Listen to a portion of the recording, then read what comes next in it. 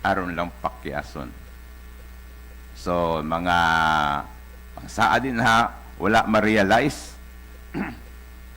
O, mao kini ang problema. The world trivializes values. Kung say trivialize, gihimong less value. So, ang kalibutan, gihimo na less value ka na about mga virtue, mga values, dili na kay importante. So, mo na yung problema. Okay, so, mo ni ang purpose or essence sa moral recovery program. We need to recover what we have been lost. Kasi may mga value nga nawala na sa tuwa karon. Doon na baboy na hunaan na recall. Kasi mga values sa una, gagmay pata, nga kuan kining wala na kayo karon. Hinamdum ko sa una magtagbo, makakuan ka, makatagbo kag tigulang, moamin ka, may gabi di hanoy, magabi nang, di ba? Karon murag dili na kaayo. So trivializes na himo siyang less important. Okay. So paano na to ma-maintain nato ang personal or Christian integrity? Letter A, consistently committed. Oh, now's generations are called uncommitted generation. Ang karon daw nga mga henerasyon gitawag siya nga uncommitted, talawan og commitment. Talawan og commitment. Doon ay mga tao nga isog kayo. Sinumbagay di gud mo atras. Tinigbasay di gud mo atras. Pinusilay di gud mo atras isog. Pero commitment talawan. Talawan. Di mo commit kay talawan og commitment. Okay. Now, commitment like marriage, relationship. Masama na siya, no? Let us always uphold the sanctity of marriage. So kita, no, nga nagtuo ang mga Kristiyanon, nga nagtuo sa Ginoo, o nakabalot lang ang marriage is not our idea. It is the idea of the Holy God. If marriage is an idea of a holy God, then what is marriage? Marriage is holy. Kung ang marriage is holy, wala yung marriage nga joke lang o prank lang. Kundi it is full of commitment. Okay. So we have to uphold the sanctity of marriage. Marriage is the symbol of relationship between God and humanity. Nag-iingon bito sa Ephesians, Christ loved the church, di ba? Muna siya. Okay. So,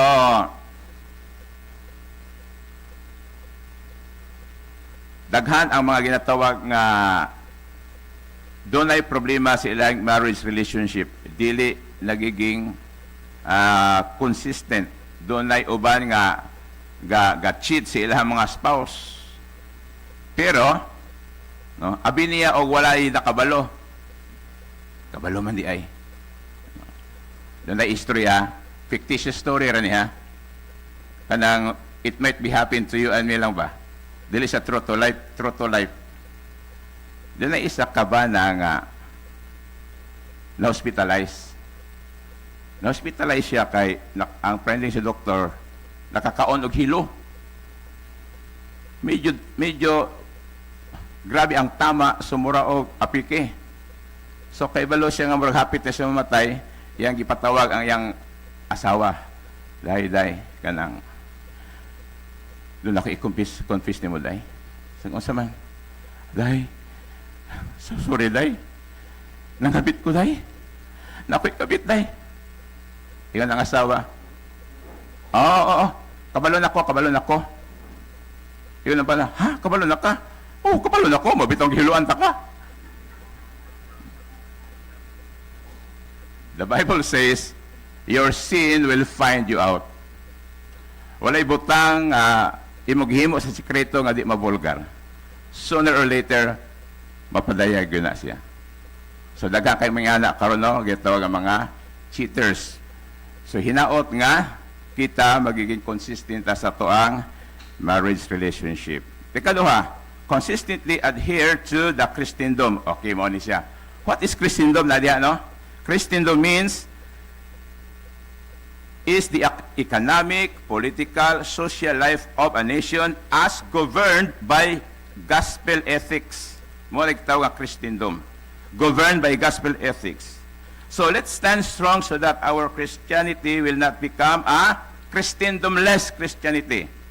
Doon ay gisulti si Bishop Fulton Sheen, kung kailan mo, Catholic Bishop.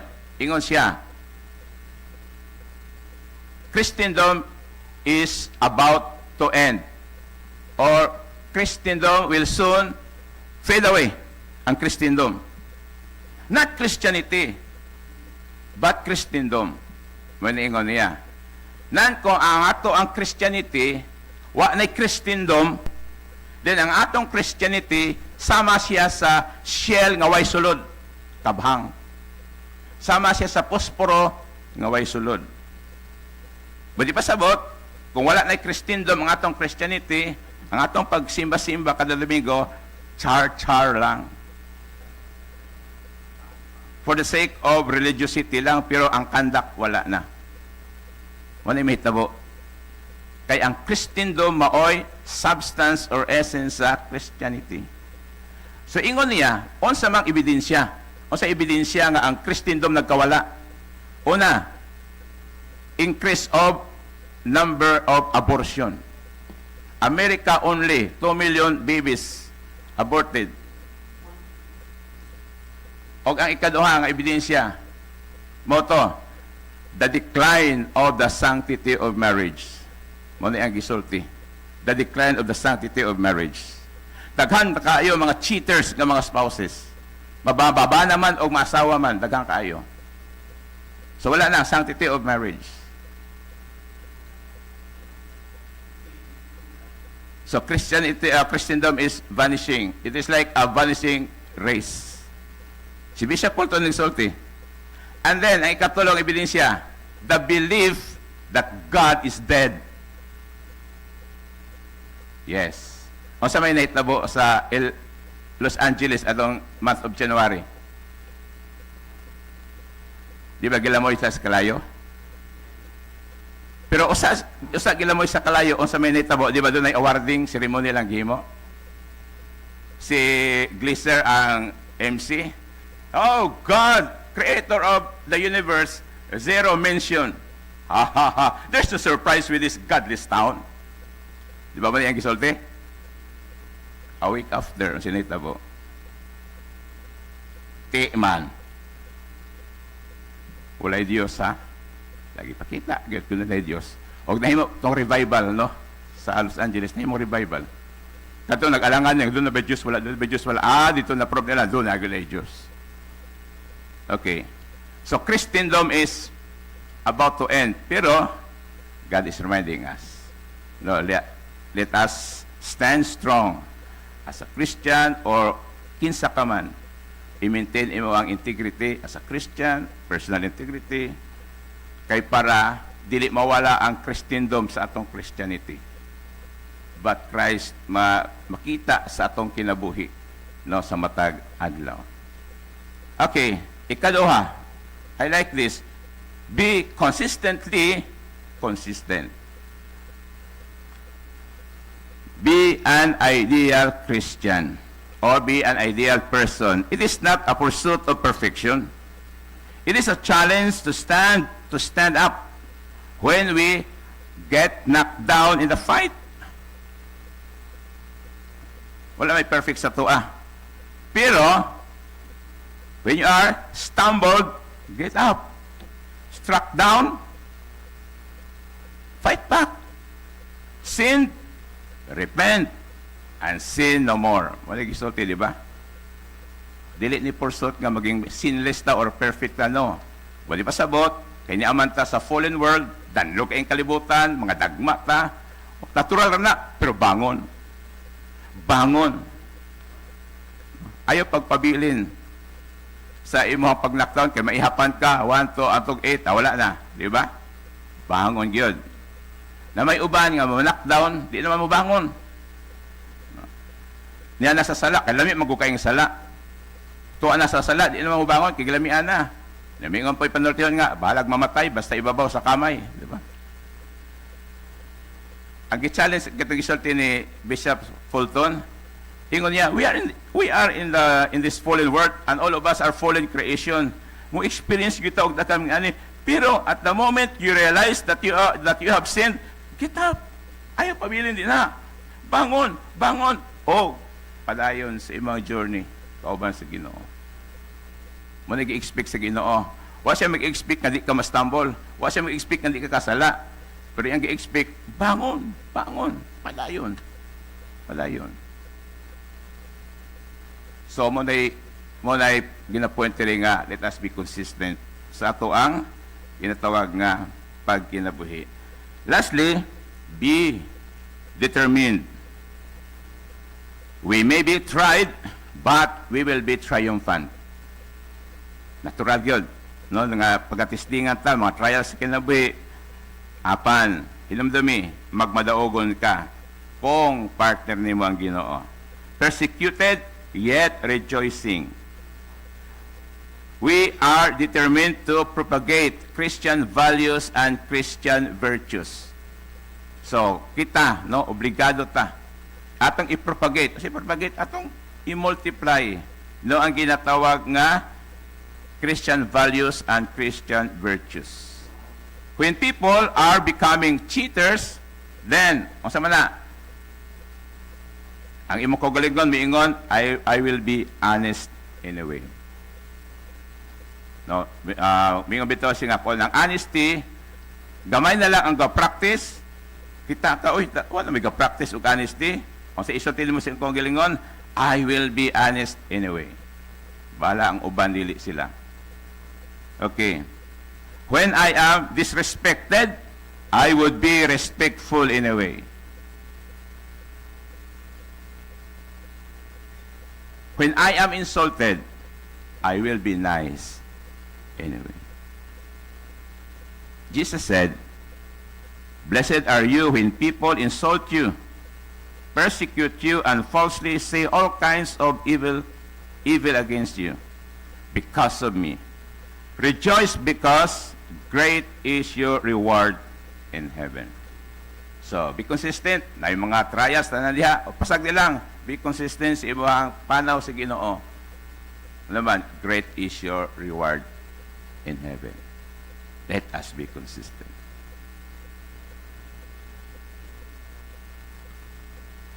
Gusto ko nga mo react na, doon na ba yung reaction niya? Ika-contribute ba? Ika-contribute sa ito ang about consistency. Are you consistent? Sa imuhang kuan, no, labi na sa ato ang mga atong relationship, no, different relationship.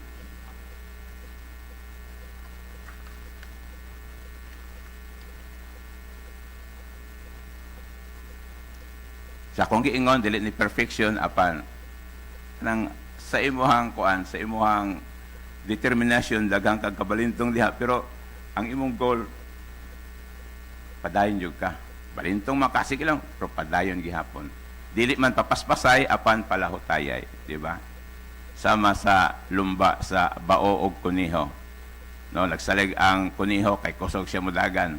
Ang bao hinay kaayo pero consistent siya. Ang kuniho kay kusog siya mudagan, nagkunti sila, tulog-tulog sa ako kay piti pa nang lugay sa bao, di nakadaog. Agoy kay hinay kay magtulog. Nakamatngon siya tuan na finish line ang bao, pildi siya.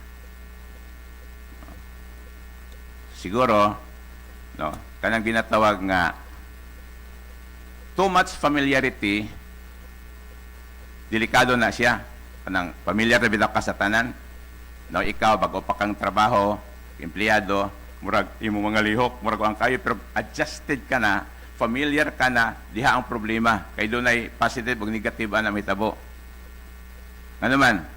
Wala pa ron, o yan na lang ta.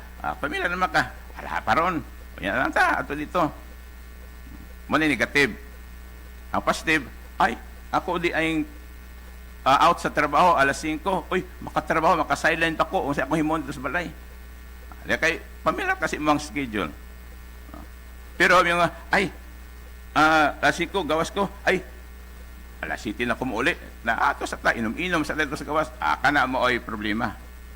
No? Kaya sa imong gitawag nga, very familiar sa imong schedule, diha na mo come in ang mga negative ug positive. But, determination and consistency mo paira sa to dili, no? Kinahanglan himuon ako ang dapat na kong himo. Okay, so diha lang hinawat nga doon natay na learn ng important lesson for this morning. Let's pray. Thank you, O Lord, sa pagtudlo nimo kanamo ning kabuntagon about this kind of virtue of being consistent. Lord, in this world, ni kami Ginoo gipalibutan sa mga inconsistencies nga mga sitwasyon o mga butang Ginoo o mga tao ugad. They are inconsistent, O Lord. Sometimes mabiktima kami Ginoo. Hinaot, Lord God, nga dili kami mo tutok sa tao apan diha kanimo Ginoo. Ikaw ang among model Ginoo sa pagkinabuhi sa matag adlaw. Tabangi kami, iyahi kami.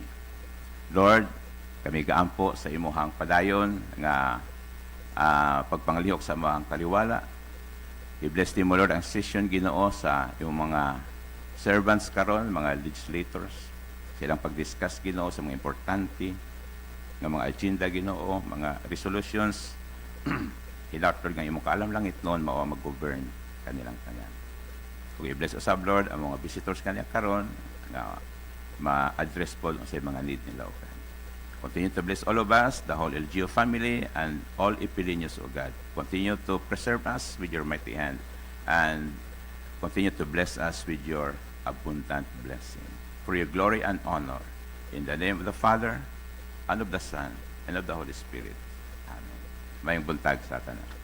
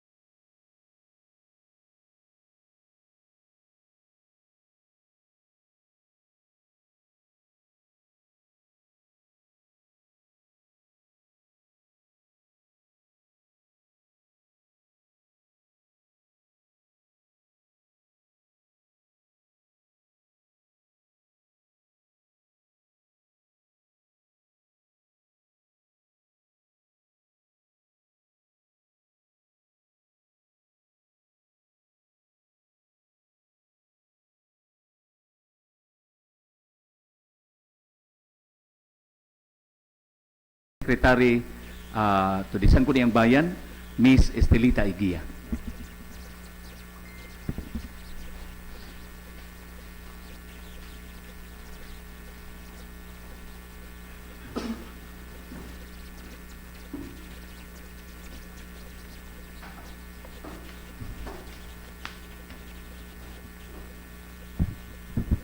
Good morning. Our seventh regular session is hereby called to order.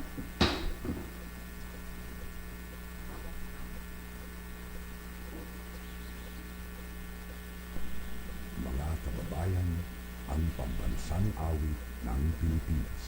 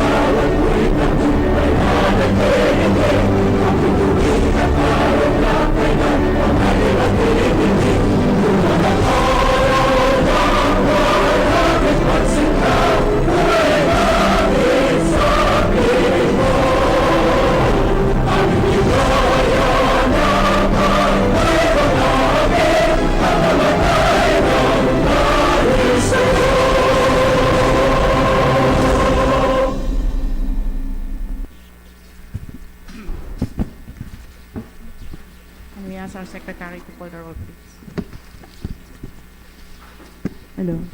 Okay, good morning to each and everyone. Welcome to the 7th regular session.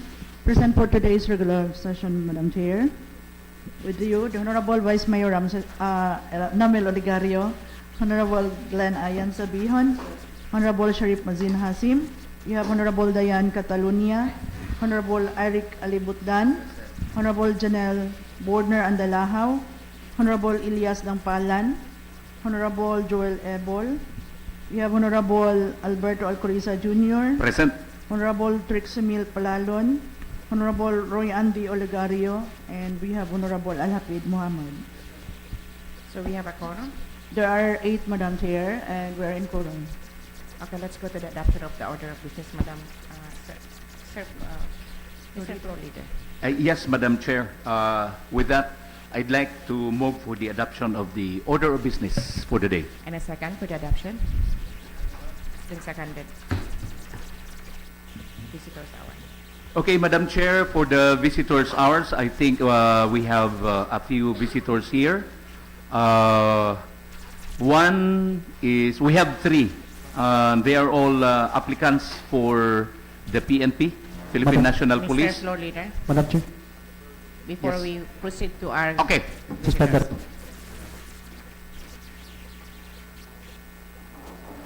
Okay, so rule suspended already? suspension, yeah. Okay. Rule suspended to accommodate our visitor. Okay, so thank you, Madam Chair. Our first visitor is from Pangi, Ipil, Zamboanga, Sibugay. We have Miss Precious Joy Pitines, an applicant for the PNP, Philippine National Police. Yes, we'd like to invite you to the rostrum. Actually, naka-agenda na na siya. Naka-agenda man Yeah, sila, no? oo. Yes. Okay. Wala lang tayo kuha yung mga copy sa ilahang kanila. Kompleto na. I-30 na to sila din. Sa agenda, i-approve na lang ato ilang kuan. Yes. Klarohon lang natong taga-ipil sila. Yes, okay. Madam Chair, the PNP application of, I think, Norwina Silan, Precious Joy Pitines, and Gwendil P. Uyan is part of the session for today. However, considering that we need also to interview them, I think this is the best time to interview each one of the applicants so that our purpose here, Madam Chair, is to know whether they are really from Ipil or not from Ipil. So, Miss Precious Joy Pitines, kindly introduce yourself. Good morning, honorables. I am PNP applicant Precious Joy Pitines.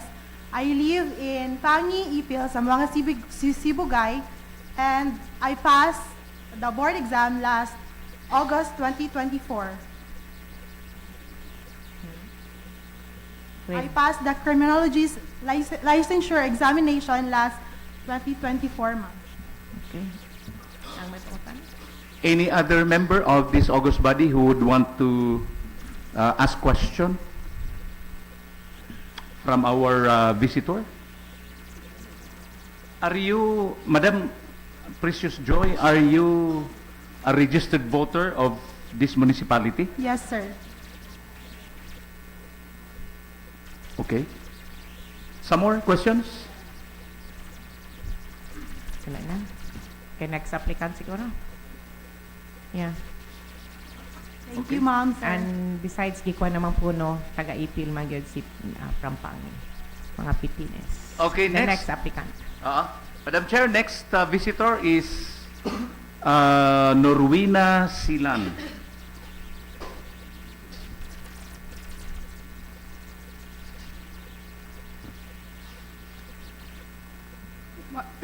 Good morning, ma'am and sir. I am Narwina Sisilan from Timalang, Ipil, Zamboanga, Sibugay, but currently residing at Pangi, Ipil, Zamboanga, Sibugay, and I passed the criminology licensure examination February 2025, and I also passed the Napolcom exam April 27, 2025. Some more questions from the members of this August body? Again, this representation would like to ask if Ms. Silan is a registered voter of where? Timalang or in Sanito? Timalang. Timalang. Pangi sa Pangi. Okay. Okay. Sige, thank you. I think we'll just pass a resolution during other matters for them. Okay, so our next visitor, Madam Chair, is Ms. Gwendil Uyan. Wala pa nila eh? Wala si Uyan. Wala. Okay. So, I think of the 3 applicants for the PNP, Madam Chair, we only have 2 so far. And let's go to the next visitor, Madam Chair, is from St. Vincent Diagnostic Center, Mr. Jeffrey Vincent Galia, owner of St. Vincent Diagnostic Center. And his purpose in coming to the Sangguniang Bayan is to discuss the services of the newly opened St. Vincent Diagnostic Center.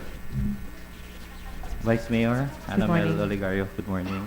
Members of the Sangguniang Bayan, municipal officials, and fellow partners in community development, good morning. First of all, on behalf of St. Vincent Diagnostic Center, I would like to express my deepest gratitude for inviting us here today. We are humbled and honored by the warm welcome that we have received from the people of Ipil since our grand opening.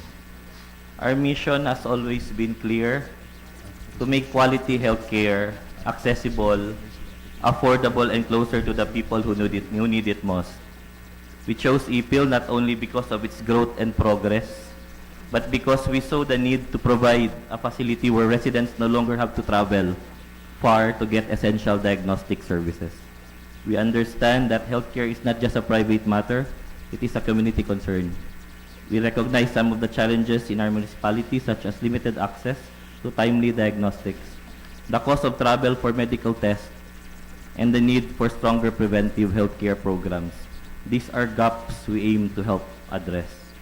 Through St. Vincent Diagnostic Center, we hope to bring, first of all, accessible healthcare with our full range of laboratory and diagnostic services, including ultrasounds and x-rays, right here in town of Ipil. Affordability, competitive pricing, and ongoing promotions to encourage early detection and prevention. And of course, soon, our accreditation with PhilHealth Consulta will make primary and diagnostic care even more accessible to our constituents. And of course, mobile services. We have our mobile truck x-rays reaching barangays and remote areas so that no one is left behind. Beyond healthcare, we are committed to contributing to Ipil's economic and social growth.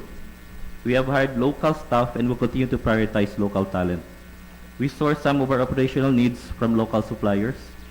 We are committed to health literacy campaigns, medical missions, and participating in the LGU's health and wellness programs. We believe that the most effective way to serve is through partnership. That is why we look forward to working hand in hand with the municipality of Ipil, whether in medical missions, public health data sharing, or community outreach programs. Honorable officials, St. Vincent Diagnostic Center is here not just a business, but a partner in building a healthier, stronger, and productive Ipil. Together, we can ensure that quality healthcare is not a privilege, but a right that every resident can enjoy. Thank you for your trust, your support, and your partnership. We are excited for the many years of service ahead. Maraming salamat po, and God bless Ipil. Thank you. May mga questions? Asa man dapat ang kuan nila ni? Location We are located in ground floor Victoria King Hotel. sa dito. Like beside, yes, Sanito po. Like beside budget-wise. So we actually have an opening promo every Saturday. We're in a complete blood chem with ECG. We only charge 499 lang po. Yes. Actually, marami na pong pupunta nagpapa-ultrasound because they told us they don't have to travel to Zamboanga or Dipolog. So we can... Good morning, sir. When you say complete blood chem, may you be more specific as to what my blood staff, chem? ma'am, can you please distribute to our, mga Sangguniang Bayan, yung mga flyers natin?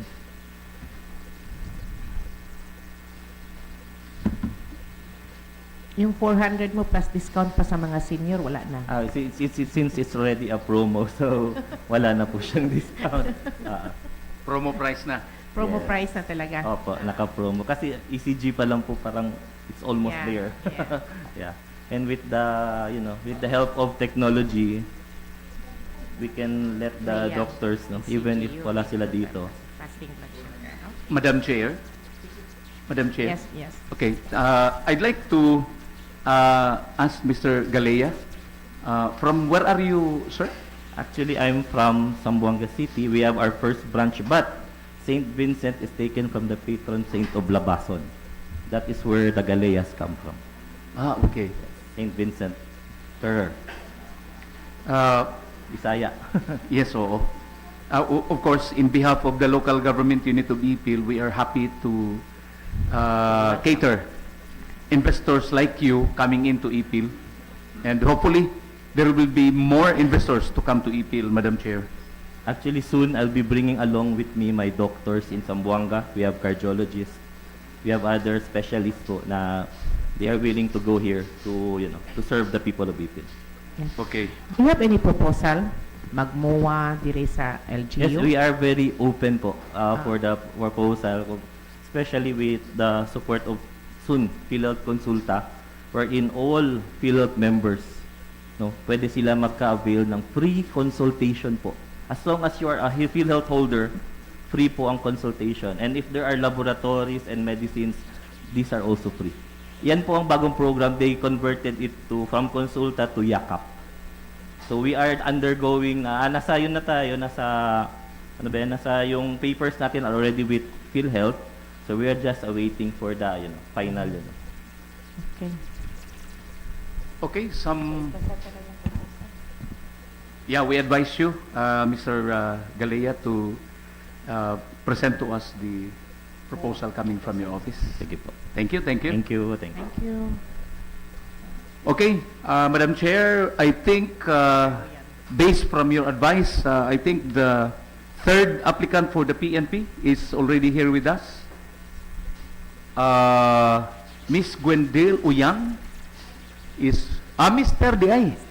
Sorry, Mr. Uyan, you are recognized. Please come forward and make use of the rostrum so that we can interview you properly.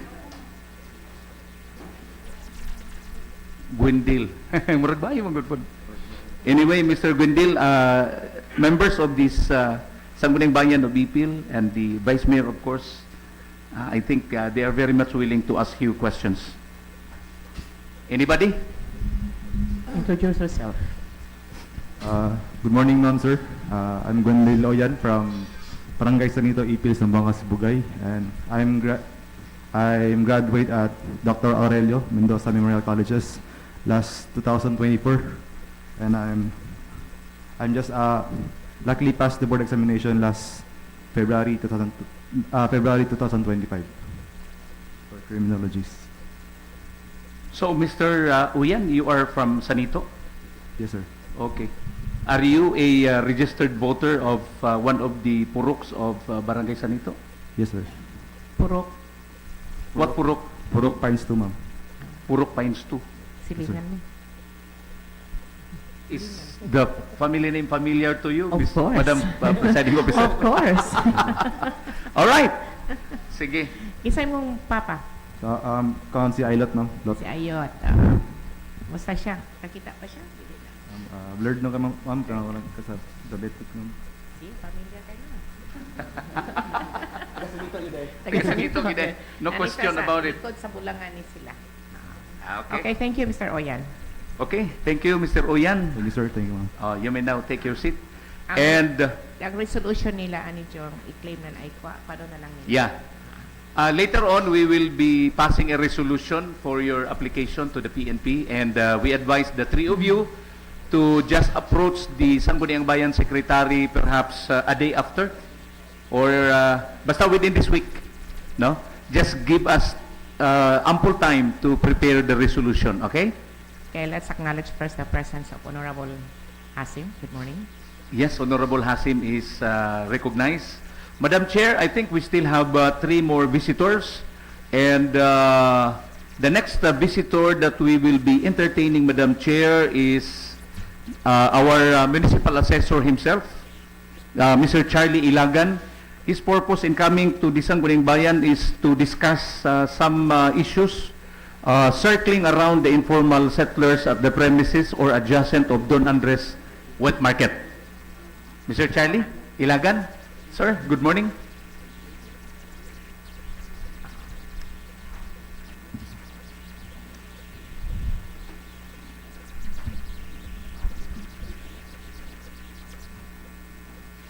To our presiding officer, Honorable Anamansi Good Olegario, morning. to all of the Sangguniang members of this August body, guests, visitors, including the staff, once again, good morning to all of us. Yesterday, I received a letter or a resolution number 07-044-2025 containing requesting our presence together with the municipal engineer, the planning officer, to discuss the massive increase of the illegal settlers within the public market area remain unresolved, and to discuss also about the violative of the deed of sale granted by the RBSM. First and foremost, speaking about the illegal settlers, although it's not yet the right term recognized by the law 7279, it was already recognized as informal. Informal settlers, considering that they are living on the informal settlement. But however, on this matter, I cannot discuss the cost. Probably it will be referred to the planning officer, considering that the RA 11201 or the DSO, the Department of Human Settlement and Urban Development, is under the planning office. More or less, they are the one, for me, if I'm not wrong, they are the one to look over on this matter. Assessors is only mandated to assess value provided real property, exempt or taxable. On that way lang, ma'am, ang assessor po. But siguro po, pwede na to ma-discuss if we will call our attention together with the engineer, kasi informal settlers wanting to consider patukod og building, balay, so need to permit yun sa building inspector. Then, in terms of informal settlers, kay daghan naman taron ganang ginatawag na pag itay ginatawag na professional syndicate, napag itay gitawag na professional squatter. Professional syndicate when engage a group, engage coming on the area without the consent of the area, provided nga naka-gain sila og profit, that's we call professional syndicate. Professional settlers are those people not considered as underprivileged or low income. Nga, pwede sila magtukod sa line nga lugar, pero they intend to go on the informal settlements. Okay, thank you. I think we just refer that to the Committee on Land Use. And besides, it's a private area, magud na siya ang gipang tukuran siguro. Di ba? Private Exactly. area. Oo. It's under private property, Madam Private Chair. na siya, oo. RVSM na siya. RVSM. So wala kay kwan ana kay it's a Wala. private. Ang content ma'am discuss no why may increase ang informal settlers. Okay. Ang kwan Dili ko siguro katubad. ana ang concern lang na sa kwan tag iya wala na Yes. bantay ilang area. So yes, Madam Chair, I agree with you. If the issue is why there is an increase of informal settlers in that private property, it's the concern of the owners, not us, not ours. But we can help at any rate. Of course, they are our people also.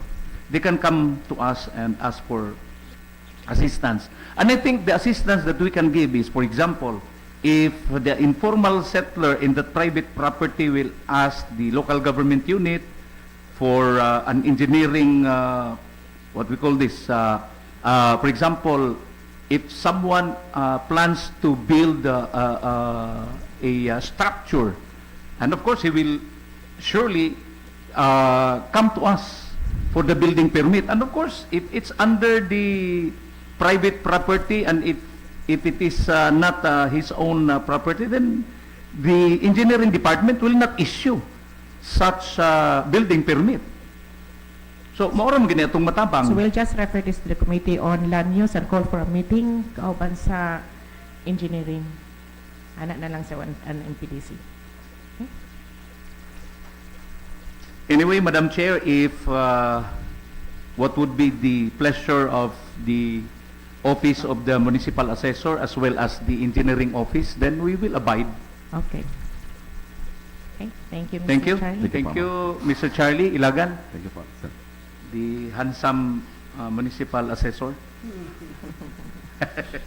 Okay, Madam Chair, our next visitor is kini exciting. We will be tackling the traffic issues of Barangay Ipil Heights. Wow, Ipil is really getting bigger and bigger considering that there is already traffic issues in Barangay Ipil Heights. We will welcome Mr. Mario Marturillas Jr., faculty member of WEMSU Ipil. Sir?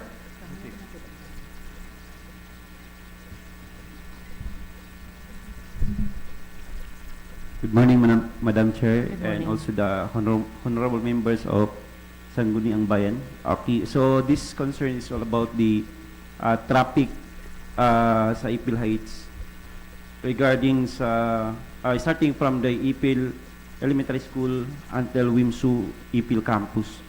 Okay, by the way, this traffic is also a very in terms of the prone of accidents. Okay. I raised the concern last Wednesday to the Barangay Ipil Heights, and the Barangay Ipil Heights is suggest to attend the meeting, so in the SB meeting. So I attend this meeting to raise this concern. It's all about the I asked for the barangay to assess the vehicles to exit from entrance in WIMSO or in the STII, fronting STII, and exit to the back of the Capitol. So, the barangay captain said, which is mahirap daw. Mahirap i-inform yung mga tricycle driver na yung exit is from Capitol. Okay, para lang ma-minimize natin yung which is the traffic. Okay, but there is a tariff for the vehicles or kato sa mga bajari or tricycle drivers, which is 50 pesos, I think, or if I'm mistaken, 50 pesos, that is from Capitol. So, the barangay captain is asking, all of the students ba is agree for that 50 pesos, with instead, WIMSO is the unloading area. But the payment, which is 50 pesos, including from the Capitol until the exit. So, the barangay captain did not assure that the information with regards to the traffic. So, I share with you the Mr. Chair, with regards to the accident last month. By the way, there is coming from the Capitol, kasi most of the vehicle coming from the Capitol, which is the exit is the same way. The entrance and exit is the same way. But there is a lot of students coming from the National High School and also the WIMSU and also the elementary. And most of the students they are bringing their motorcycle or their vehicle. Okay, so during that time, so may na-accident doon. So nagkabanggaan, which is personnel coming from the capital and also the student of the WIMSU. So hindi naman masyadong grabe yung accident eh. So ano lang, that's minimal. But our concern as WIMSU is we need to raise siguro with regards to the traffic nga yung exit is doon talaga sa Capitol. If pwede. Okay, kung pwede siya. So that is our concern. Madam Chair, Yeah. can I ask a question? Sir, gina-consider din mo ang traffic is 7 to 8 and sa hapon is 4 to 5? Yes, that is the rush hour, Honorable. Okay. So my suggestion is that Mitsum is kulang ang manpower, no? I guess is itukod na to sa barangay. Naman siguro yung mga CBO na mag-guide, no? Every 7 to 8 and 4 to 5. And I think sakto mo itong gingon ni Kapitan na ubi pa-exit niyo nito, maghimo po yung bigodanansa, no? Yes. So sakto yung itong gingon niya na disod po yun na. But I think nampun ang barangay captain, the former barangay captain diri sa Ipil Heights na makakuha na ng concern. Honorable Adibutan. Madam Chair, kana imong giingon sir nga exit, ako ana lang ipasahan og resolusyon panahon pa ni Gob Palma. Diha ang entrance pasaka sa Capitol, dito ang exit sa likod. So na siya resolution. Kulang na lang siguro karon ang pagpalo up ni Kapitan Ayan. And second, nanay CBO nga gipangbutang diha. Alas 6:30. Yes. Nanay mga CBO nagpabutang diha. Gihangyo na mga amo ang eskwelahan si National High School nga i-open ang iyang gate, isulod ang mga sakyanan dito mag-drop off sa sulod. Ay kung diri mag-drop off sa dalan, ma-traffic gid siya. Kay masunod gud ang mga motor. So karon mura giabrihan na ni principal ang gate nga dito na mo-drop off sa sulod katong may mga sakyanan and mga badyaris. Sa inyo sa WIMSU manggod asa ang drop off sa inyo along the principal o isaka dito sa eskwelahan? By the way, as of now is along the highway lang. Along the highway. Yes. So kung pwede dito sa sulod ang drop off para dili gid siya mag-clog diha sa dalan. Kay naa mo ubang driver nga mosaka diretso na backing ana. Diretso kanang diha sa inyo sa gawas sa WIMSU. So diha ata mga problema. Kay daghan pud ang mga driver badancer nga gahi jud ulo. Gahi jud ulo ang mga driver. Bisa kung saon sa mga CBO bantay pero naadyoy mga gahi ulo. Ang ginahimo na mo diha amo man lang ginalista. Once nga mo mga driver nga once nga mo violate ka, ayaw diha hunong, nya mohunong ka. So amo nang ginalista kung sa sunod kung madisgrasya barangay ta magkita kay ning violate man ka sa kuan. So na may mga ubang driver nga ning tuman. Pero dili pagid sa tanan. Then ang ako gi-suggest sa Madam Chair kanang dugagan og isa ka dalan. Kanang sakop maguna sa LGU. Kanang atbang sa WIMSU. Diri kung maduwagan sa usa ka dalan sa isa ka lane, madako-dako ang dalan so possible nga basig masolve ang traffic nato diha. And ako gi-propose diha katubi tong dalan nga akong paabrihan unta ang problema wala lagi na naabre. Katubi tong ilahang tama ang semento tama ang ilahang buong San Esteban. Oo. Kung mulapos to siya dito, magawas to siya dito ilang rubyo. So dito palang unta daan pag naog sa mga bata sa hapon mabungkag na kay pwede na sila mo left turn sa ubos dili na sila kaabot dito sa elementary. Kay dito man gud ang bottleneck yun. Kay gagmay ang dalan niya dito talang mag-abot. Pero barangay road to siya. Mahimo siyang barangay road? O Yes, ma'am. Dili siya private land? Dili, ma'am. Sakop to sa LGU, ma'am. Okay. Pwede. So Yan, from that i-propose na lang na. Nato. Yes, ma'am. So from that I agree with the suggestions of Honorable Eric. So by the way, yes, that's kung ma-open na to ang dalan pa baba, so siguro to minimize the traffic. Okay, so our concern kasi with regards to the mga I don't say the stranger or mga not enrolled student or not faculty because we have the existing memorandum which is all the visitors is yun sila pwede mosulod sa campus for the security and safety for the students. Especially karon there is a case nga the students, they are bringing the different firearms. Okay, so one of the reason why that is very strict in terms of the entrance of WIMSU for the safety and security of the students, and especially for the faculty. Kana siguro nga concern nimo sir nga dili mo sulod. Inyohan na dagway ng concern po. It's not the kwana na sa barangay, di na po sa LGU. No. So Honorable Alibutdan, I think ikaw na lang mo propose sa barangay captain para sa ilahang barangay impact project. Pwede. Honorable Alibutdan, barangay impact project nila kay dako man sila og barangay aning impact project karon. So I think we can propose that sa bagong kapitan. Ako na tong istoryahan ma'am si Kapitan Ayan kung pwede Road opening siya. Yes, katubi tong dalan sa kung saka ata sa Yes. right side. Kung pwede siya madungagan og one lane. Yeah. Ano na. Yes, ma'am. Okay, sir. Okay, thank you, Madam Chair, and also the honorables. Okay, sir. Thank you. Okay, thank you very much, Sir Mario from WIMSO. Napunta ko ipungutana, no longer related sa traffic. Pero to naman siya. Pungutana unta ko, is it true nga mobalhin na og campus ang WIMSO anytime?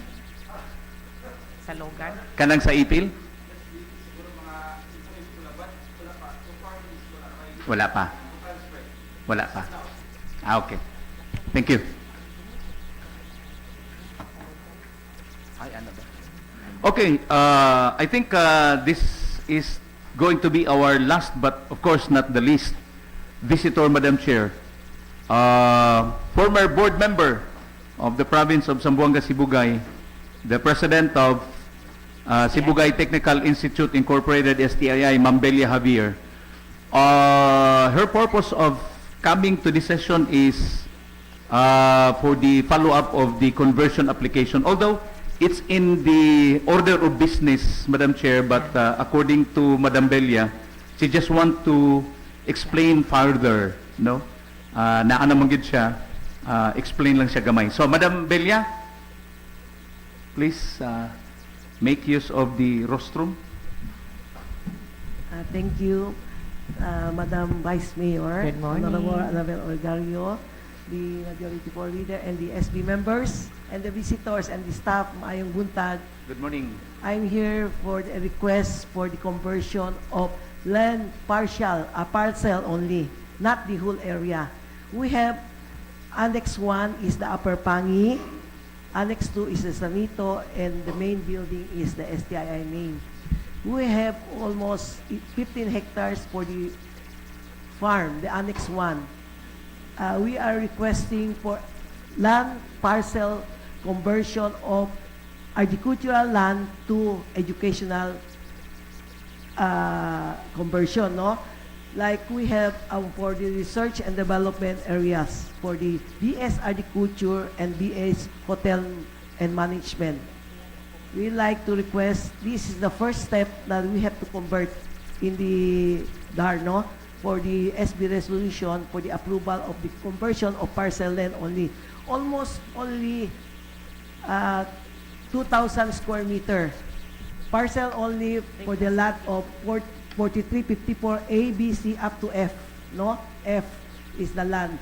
Almost 50 hectares, but we convert only almost 2,000 square meter only. Not the whole area because there is planted also rice field and other agricultural trees and others, no? We like to request for the use for this agricultural land to educational for the research and development of the Annex 1 Upper Pangi STII building. I think we'll just refer this to Committee on Land Use and ask for the MPDC kung asa yun na siya ma-kwan. Oo, zoning. Okay. Yeah. I have the Madam Chair. I also yes, sir. Madam Chair, ang nakabutang diri Madam Chair is with an area of 11 hectares. 11 hectares. Yes, Nakabutang. 11 hectares. Kayo nakapamangyod 3 hectares dito sa ground. But it's almost 15 hectares all. We have donated land ang roadman going to Logan. We have also the right. Kato sa ROTC. So kani ang atong ipakuan ma'am, reclassify 11 hectares, Dili, kato lang parcel lang. 2,000 square meters only. 2,000. 2,000 square meter Oh. specific for research. Okay. It's not the 11. Not. Oh, okay. Parcel land lang. Kinakuyawan ko, Madam Chair, kay 11 hectares kung ibutang na rin. Yes. The area is 15 hectares, but 11 hectares is the parcel land where it's Okay. situated. 2,000. 2,000. Okay. Okay. Refer to Committee on Land Use. Thank you, honorable members. Thank you, Madam Okay. Delia. Thank you. Thank you, kayo. Madam. At least klaro for the record. Madam that- Bell, tomorrow morning. Ato lang ipa-change siguro ang Mr. Chair. kuan sa Madam Chair. sa letter, dili 11 hectares, kato lang 2,000 square meter. Oo, tama. May we request to change the tenure of the communication because here they said that we respectfully inform your good office that the lots stated with approximate 11 hectares will be converted. Yeah. So I think this will need a correction and specific measurement of the requested parcels of land. Madam Chair, dili siguro unsa to ibutang dok? Conversion, reclassification siguro. Reclassification. Kay we Yes. have, Yes. Throw running 11 to 4,000. 2,000 square. 4,000 square. 2,000 square meters. 11 hectares na naka-agenda. Okay, Madam Chair, I think we are already through with the visitors hour. Okay. Let's go to our privilege hour. Who wants to avail the privilege hour?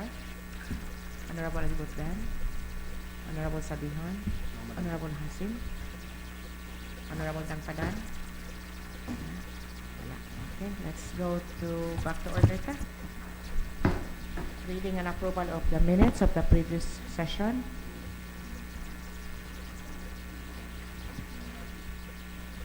Mr. Floor Leader.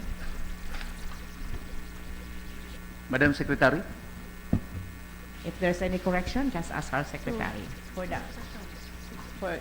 two Five. sessions, yeah, last week, travel man sila.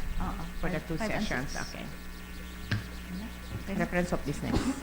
Okay, for the reference of business under proposed ordinance, we have here draft ordinance number 005, sponsored by Honorable Elias Dangpalan, an ordinance converting the municipal covered court into a designated emergency command center during the calamities, disasters, or other emergency situations and for other purposes. Refer to Committee on Rules for the review of the ordinance.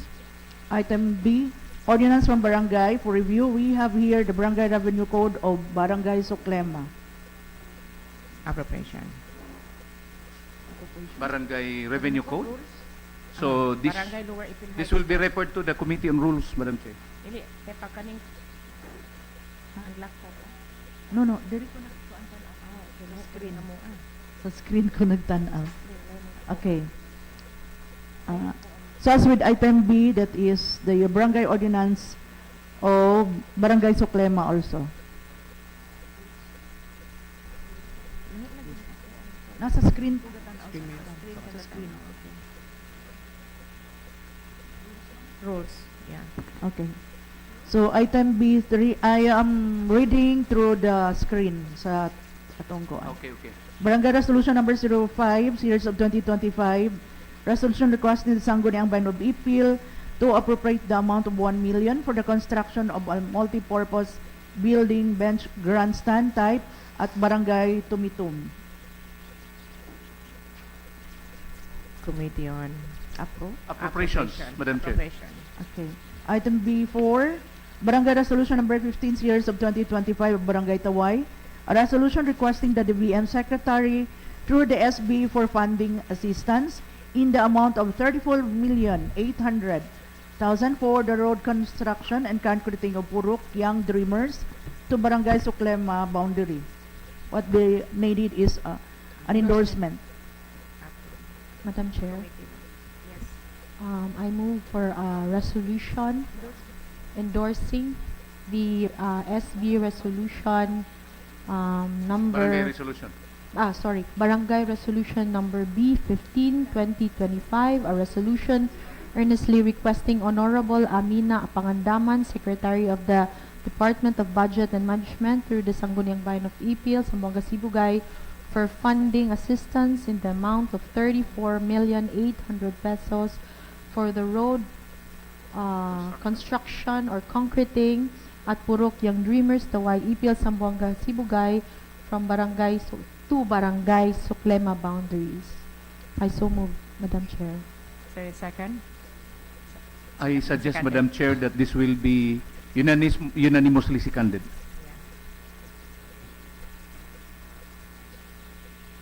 Kasi sa kajutan. Ako ang screen. Ako ang copy.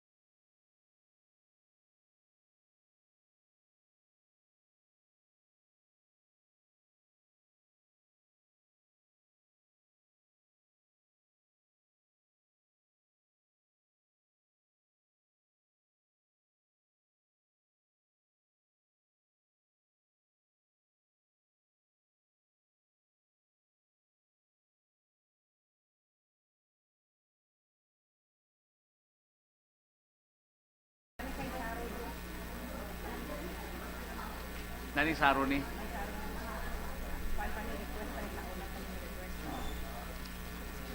Sige. Continue the damage. Okay, let's continue. Madam Chair, we are now on other communications, which is the first page of your Okay. Yeah. other business. We have here the pertinent documents of the following applicants requesting for the resolution endorsing their application to the PNP. We have Normina Silan of Timalang, Precious Joy Petines of Pangi, and Gwendil Oyan of Sanito.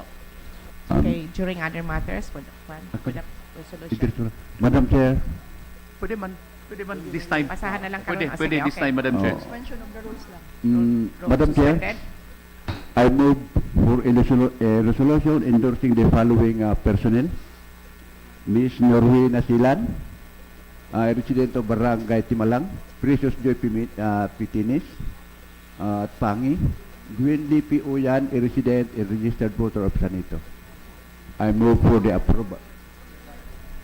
Or for the application at the PNP. Madam Chair. Second. Our endorsement. Yes, Being second, Madam seconded. Chair. Discussion, objection. There having none, motion is hereby approved. Reminder sa mga applicants, impok ha, si Mayor ang usign. Dahil daghang pag mong pasaynan, ana. Ha?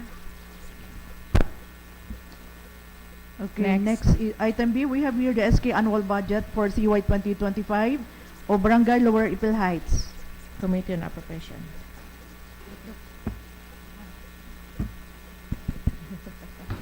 Item C, we have here the application for land use reclassification from agricultural land to institutional and commercial use of the following applicants.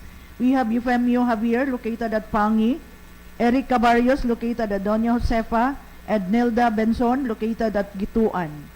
Committee on Land Use. Item D, duly endorsed from the Municipal Mayor is the nomination of Mr. Constantino Camacho of Barangay Lower Taway as the new head of the Office of the Senior Citizens Affairs or OSCA head. Honorable. Yes, Madam Chair. Being the chairman of the Committee on Senior Citizens,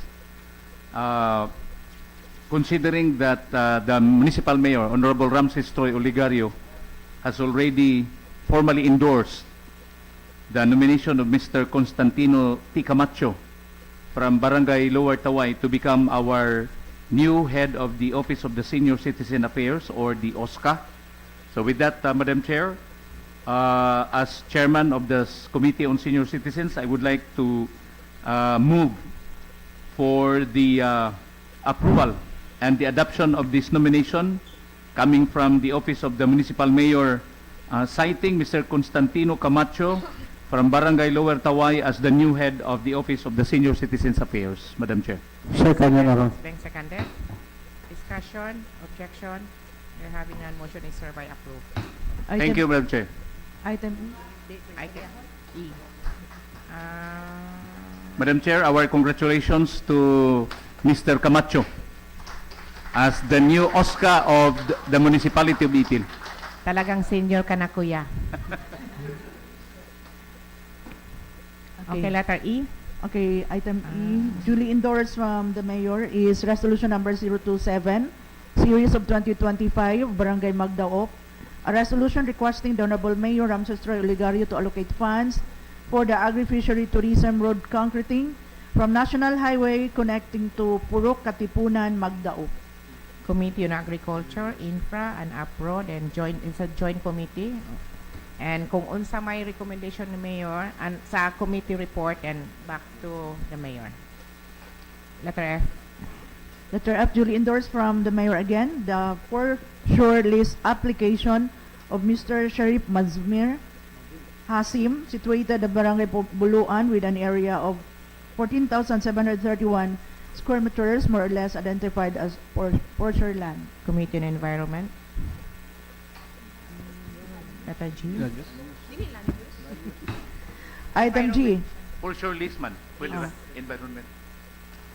Item G, duly endorsed again from the Office of the Mayor is the LDRRM Council Resolution number 4, Series of 2025, resolution recommending to the Sangguniang Bayan for the approval of the 27,435,492.95 of LDRRM Fund Investment Program for the year 2026 for review and approval through enactment of SB Resolution.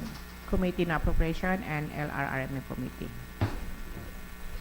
Letter H, free patent agriculture, free patent application of Mrs. May Zara Kasim over a parcel of land containing an area of 4,659 square meters located at Tenan, requesting for a resolution interposing no objection. Committee on Land Use.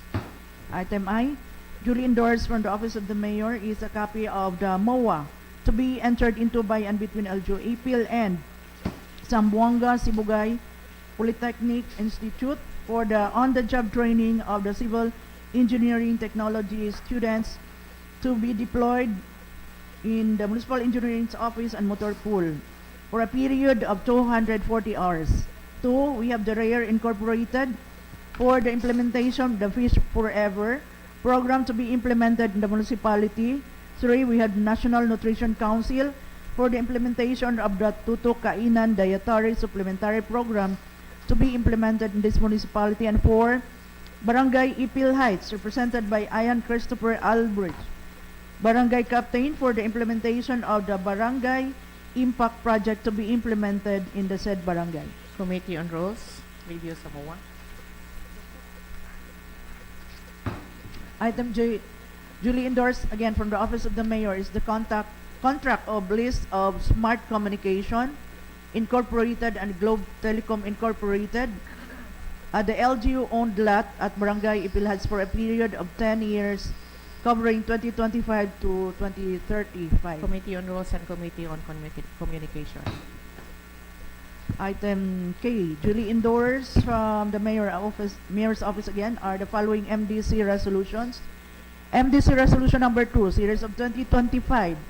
A resolution amending MDC Resolution Number 2, Series of 2023, particularly Item Number 1, 2024 Barangay Impact Project for Barangays Bakalan, Ipil Heights, and Item Number 17, Construction of Drainage Canal at Poblacion from Capital Outlay to MOE, and MDC Resolution Number 8, Series of 2024, particularly Item Number 1, Barangay Impact Projects of Tiayon, Tumitum, and Poblacion, endorsing the same to the SB for approval. And Number 2, MDC Resolution Number 3, Series of 2025, a resolution endorsing the supplemental investment program for CY 2025 amounting to 20,736,092.75, endorsing the same to the SB for approval.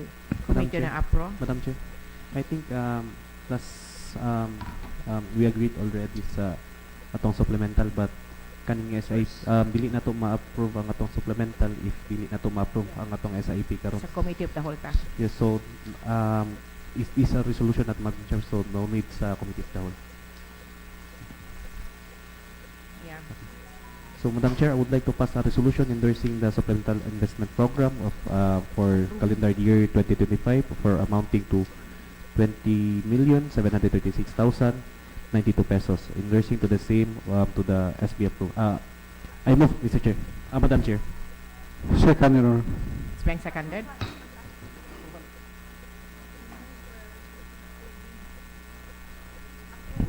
Sorry, Madam Chair. Maybe amend Approving period na lang.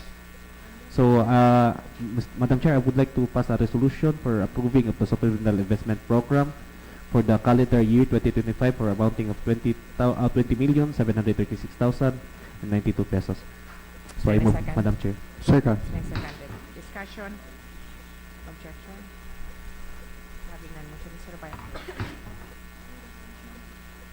Supplemental.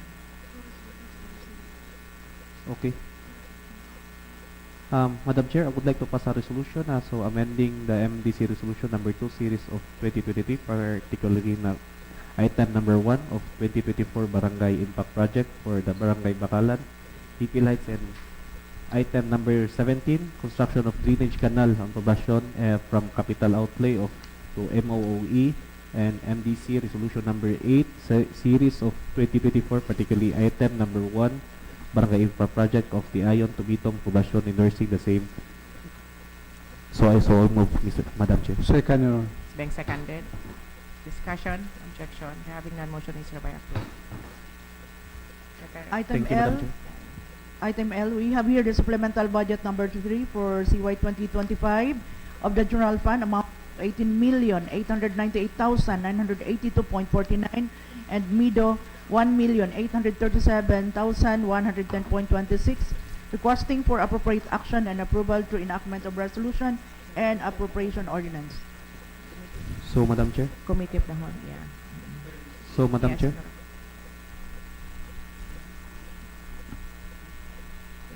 I think this is urgent, so Reversion first. Reversion.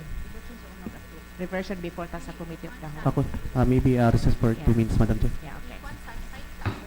Recess.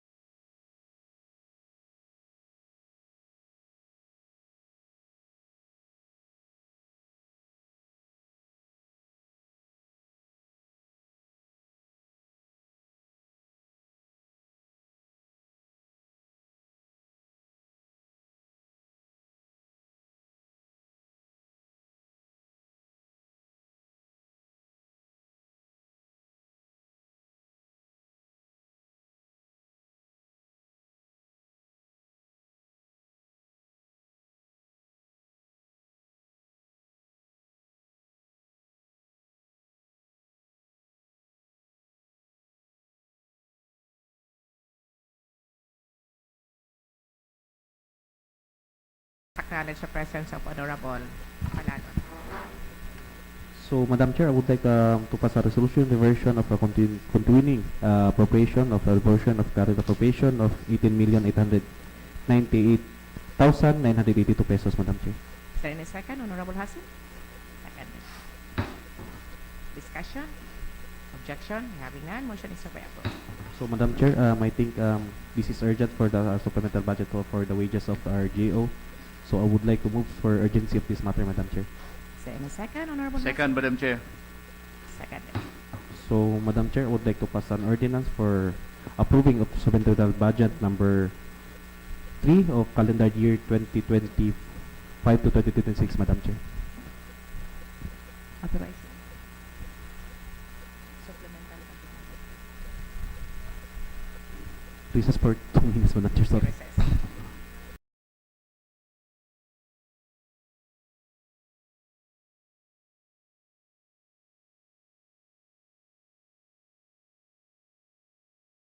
Madam Chair, sorry for some Madam Chair, would like to rename the resolution to supplement authorizing the supplemental budget number 3 of calendar year 2025 to 2026, Madam Chair.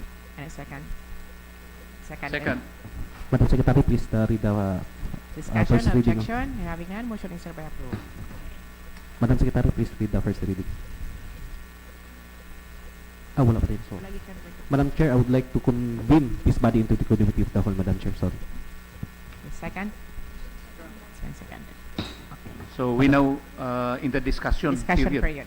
in the committee of the whole. Discussion?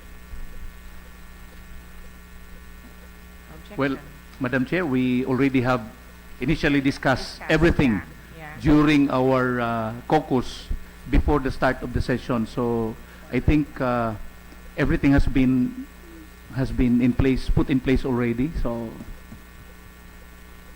not unless if there is still another member of this August body to discuss some items in the what we call this supplemental budget number 3. Wala naman siguro. Any more discussion, objection? There having none, motion is hereby approved. Back to the main session. Di pa. 3 reading rule. Di, urgency pa ba? Convene ako committee of the whole. First reading na ta. Second reading, i-approve na ko first reading. Recess. Second reading na, third reading.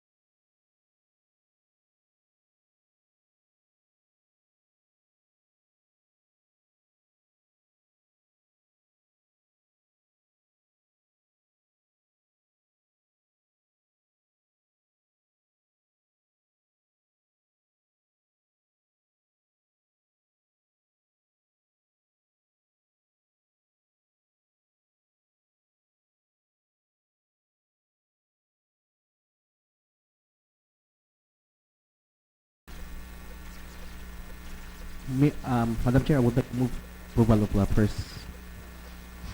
Any second? Seconded by Honorable Hasim. Discussion?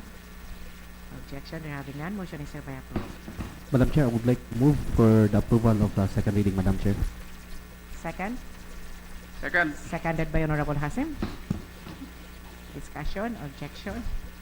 There having none. Motion is hereby approved. Madam Chair, I would like to move for the approval of a third and final reading, Madam Chair. Second. Says a second. Motion is hereby approved. For those who are in favor, say aye. Aye. Okay, we have the aye vote. We are now on the committee report. Ma'am. Thank you, Madam Chair. Okay.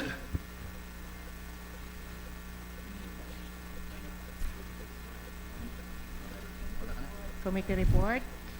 I have one, Madam Chair. Okay, Three, Madam. Sorry.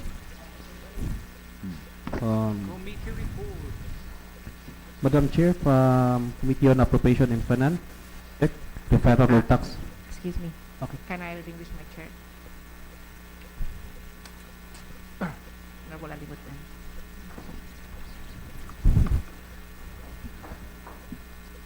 Nag-relinquish ka? Oo, lagi. Ako galing mo.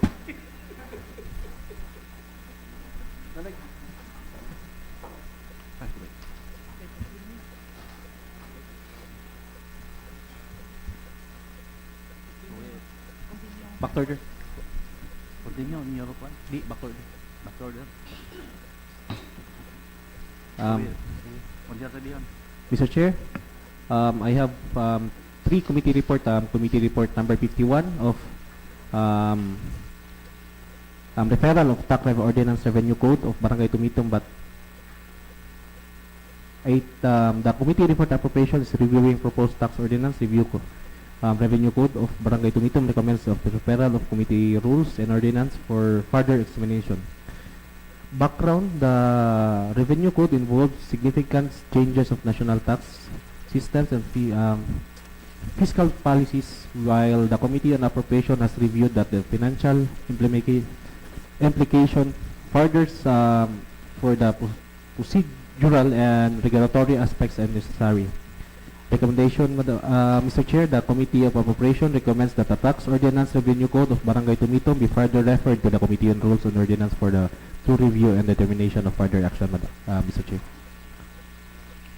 Mr. Chair, I would like to move for the adoption of the said committee report, Mr. Chair. There is a motion to move for the adoption of the committee report, seconded by Honorable Hasim. Any discussion, objection, so hearing none, the motion is hereby approved. Mr. Chair, I still have a committee report of number 52. Request to change the position of title of Project of Development Officer, number 2, to Planning Office.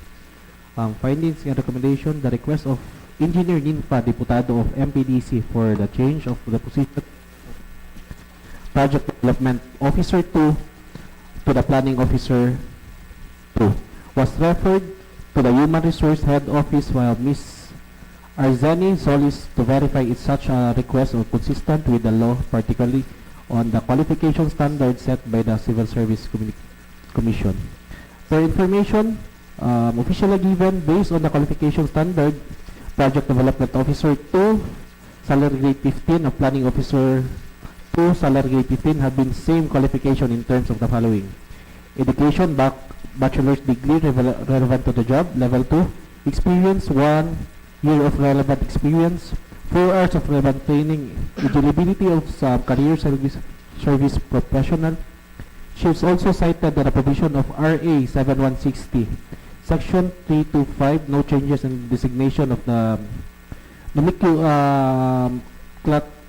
of position resulting in promotion of or demotion in a rank, and increase of decrease in a compensation shall be allowed except when the position is actually vacant, and filling of such position shall be strictly made in accordance with the civil service law, rules, and regulation.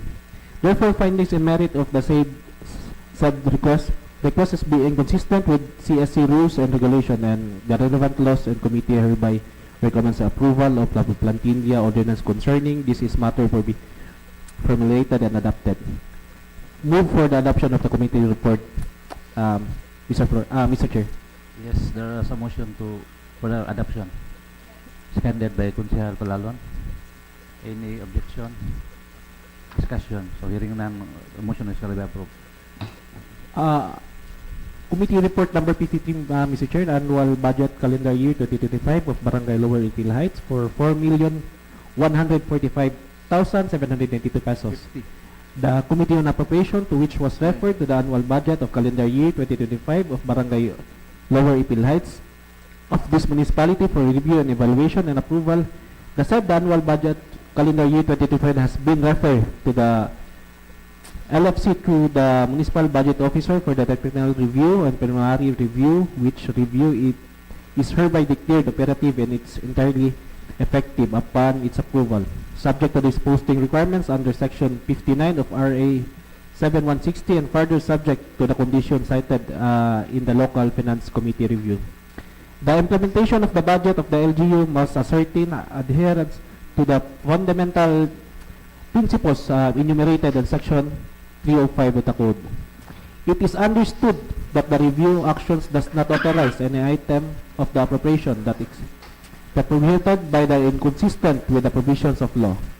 The committee hereby recommends for its approval and provided the compliance with the foregoing in the execution of the budget shall be the sole responsibility of the implementing barangay government using the standard guidelines procedure. In the budget execution, pays prescribed under the Budget Civil Service Law, budgeting, accounting, and auditing rules and regulations. I move for the adoption of the committee, Mr. Chair. Second, Your Honor. Seconded by, yes. Councilor pala. Yes. Hindi sa discussion. No. Objection. So hearing none, motion is hereby approved. I move a resolution to hereby declare the said annual budget of calendar year 2025 of Barangay Lower Ipil Heights of 4,145,782 pesos in operative and it's entirely effective upon its approval. So I move, Mr. Chair. Any Second, Mr. Chair. seconded by Councilor Palalon. So discussion, objection. So hearing none, motion is hereby approved. Thank you, Mr. Chair. Majority floor. Any? Yes. I think there is still one committee report, Mr. Chair, from Honorable Danpalan. Yes, Honorable Lamparan is hereby recognized. We have, Mr. Chair, a committee report, Committee on Public Utilities and Transportation. An endorsement from the Office of the Municipal Mayor, Honorable Ramses de Oligario, a request from management of Gaisano Grand Mall, Ipil, for the designation of a pedestrian lane along the National Highway fronting its establishment to cater the heavy foot traffic and ensure the safety and welfare of the public, especially among shoppers, senior citizens, and students. Remarks and recommendation. The committee met on August 4, 2025 at the Sangguniang Bayan Exposition Hall, attended by representatives from the Gaisano Grand Mall Ipil, the Mitchum Head, Mitchum Chief, Ipil MP's Operation Officer, and some local government unit personnel. Has expressed concern.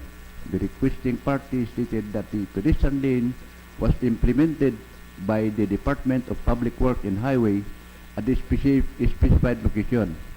Meanwhile, the Mitchum Chief asserted that personnel from his office are stationed there. Necessary signage should be positioned at its proper placement as follows. A slow-down pedestrian lane, ahead visible in size to motorists to be placed at the right side of coming vehicles at more or less 20 meters before the mentioned lane. The pedestrian lane crossing the National Highway connects Barangay Veterans Village and Don Andres. It could be proper that its barangay council shall assign CBO it to augment the Metsom personnel detailed there to please the public and avoid road accidents. I move for the adoption of this committee report, Mr. Chair. Thank you. Yes. Seconded by Councilor Lassen. So any discussion? Hearing none. Motion shall be approved. Any more committee reports? Okay, the Committee on Rules, Resolutions and Ordinances will be making some 7 committee reports, Mr. Chair. Committee report number 051 from the Committee on Rules, Resolutions and Ordinances, subject, contract of affiliation between the local government unit of Ipil and ALS Life Support Services Incorporated, a training center with branch office located at Kusina Taway, Lower Taway, Ipil, Zamboanga, Sibugay. Remarks and recommendation, the Committee on Rules, Resolutions and Ordinances to which the matter was referred for review and approval of the contract of affiliation between the LGU of Ipil and ALS Life Support Services Incorporated Training Center with branch located at Kusina Taway, Lower Taway, Ipil. The committee, after a thorough review and evaluation, finds it in order and hereby recommends for approval, Mr. Chair. Motion for the acceptance of this report, Mr. Chair. Yes. Seconded by Councilor Palaron. So any objection, discussion? So hearing none, motion shall be approved. And another motion, Mr. Chair, to authorize the local chief executive, first of all, to approve the content of this contract of affiliation between LGU Ipil and ALS Life Support, Mr. Chair. Seconded by Councilor Palaron. So motion shall be approved.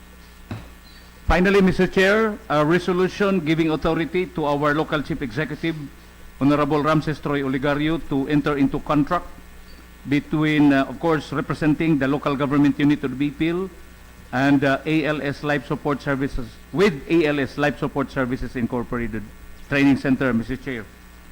So the seconded by Councilor Palaron. Any discussion, objection? Hearing none, motion shall be approved. Thank you, Mr. Chair. Now we go to committee report number 052 from the committee, again, Committee on Rules, Resolutions and Ordinances. Our subject matter here is the memorandum of agreement between the local government unit of Ipil and Medina College, Ipil, for the public health pharmacy internship. Remarks and recommendations, the Committee on Rules, Resolutions and Ordinances to which the matter was referred, the review and approval of Memorandum of Agreement or MOA between LGU of Ipil and Medina College Ipil Incorporated for the public health pharmacy internship of its fourth-year pharmacy students equivalent to 180 hours for the period starting September 1st, 2025 to October 1st, 2025 for their first batch, and from the 6th of October 2025 to the 5th of November 2025 for the second batch, who will be deployed at the Ipil Rural Health Unit.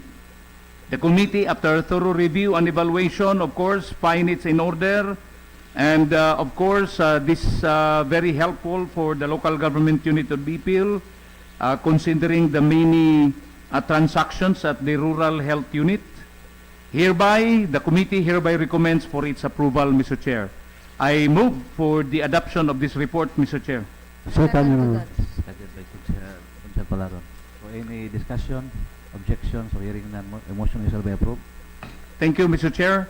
I move for the approval of the content of the Memorandum of Agreement between the LGU Ipil and Medina College, Mr. Chair.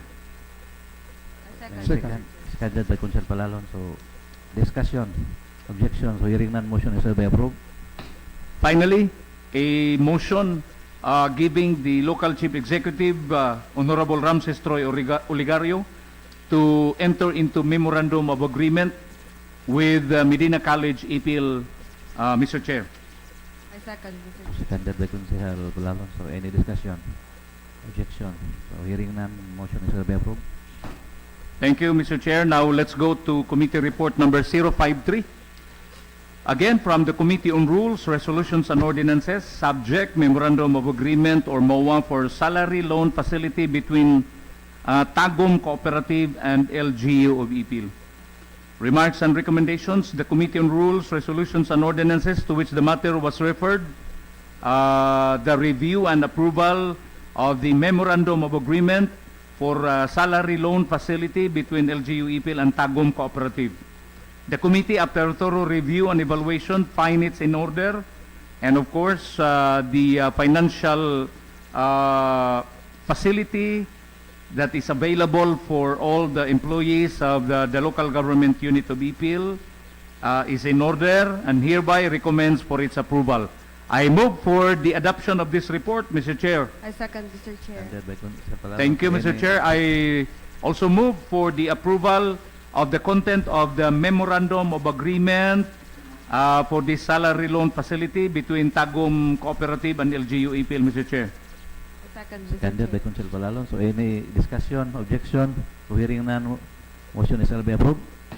Finally, Mr. Chair, for this committee report number 053, I move for a resolution giving the local chief executive, Honorable Ramses Troy Oligario of the municipality of Ipil, to enter into memorandum of agreement or MOA with the Tagum Cooperative, Mr. Chair. I second, So Mr. Chair. seconded by Council Palalon. So any discussion, objection? So hearing none, motion is be approved. Thank you, Mr. Chair.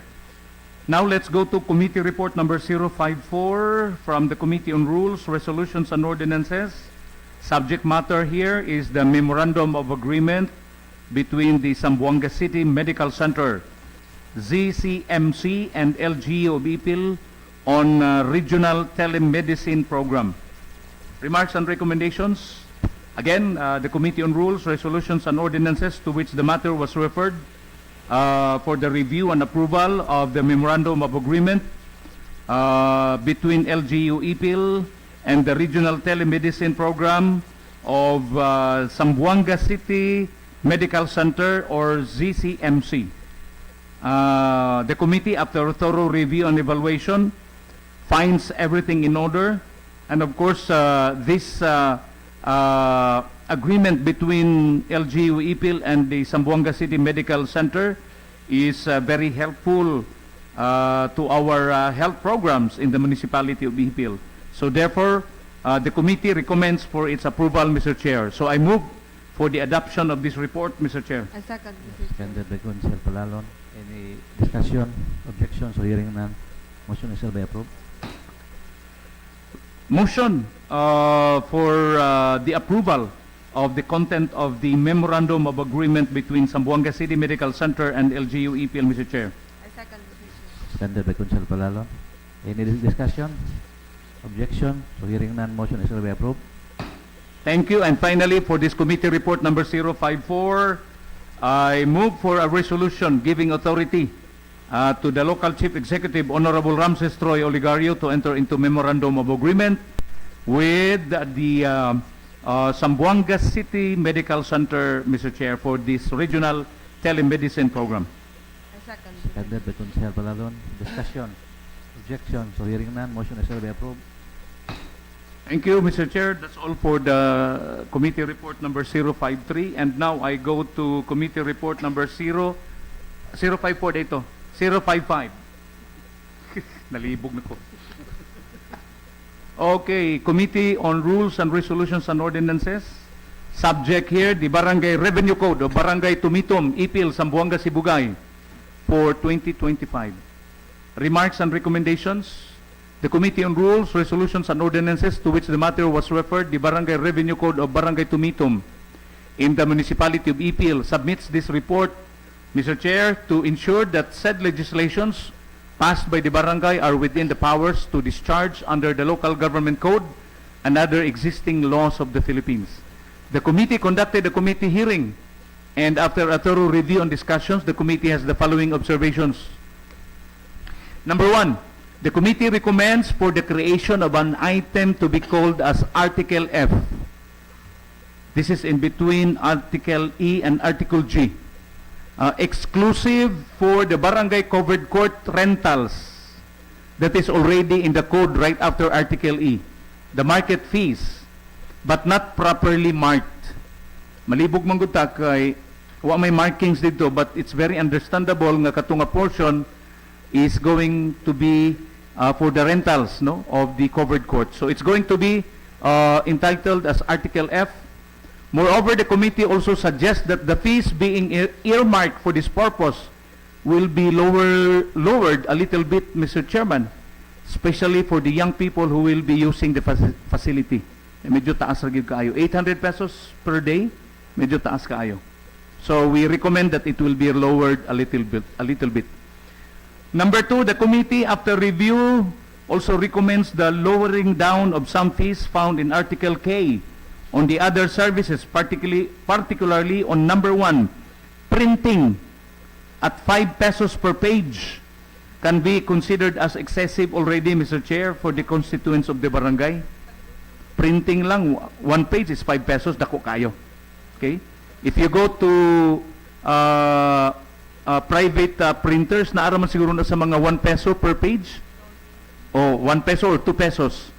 So, ang barangay, 5 pesos good. So, we recommend that this will be lowered. This is also true to the other items, namely, ordinary photocopy, colored clear copy, and the lamination fee rates. So, we suggest that it will be lowered. Number 3, under the fees for industrial products, item number 2, stated as stools. Bangko ni, ang atong pagsabot, no? The committee also recommends that this be stated further as stools, quote-unquote, o open and close parenthesis, seat stand desks in the revenue code to refrain people from having a misinterpretation of the term. This might be related to human waste. Kung stool ramang god murag ana ba? So, but dapat doon na siya open close parenthesis seat/stand discs. Number 4, item number 2 of section 15, the animal livestock permit to travel. The committee recommends that this will be changed to livestock certificate to travel fee instead of animal livestock permit to travel. Remember that barangays are only good for, certificates. Number 5, item number 4 on same section 15, the fees for the cutting of planted trees. In this particular item, Mr. Chair, the committee then recommends to the barangay that the certification will only be facilitated as one requirement for the application for a DENR cutting and conveyance permit.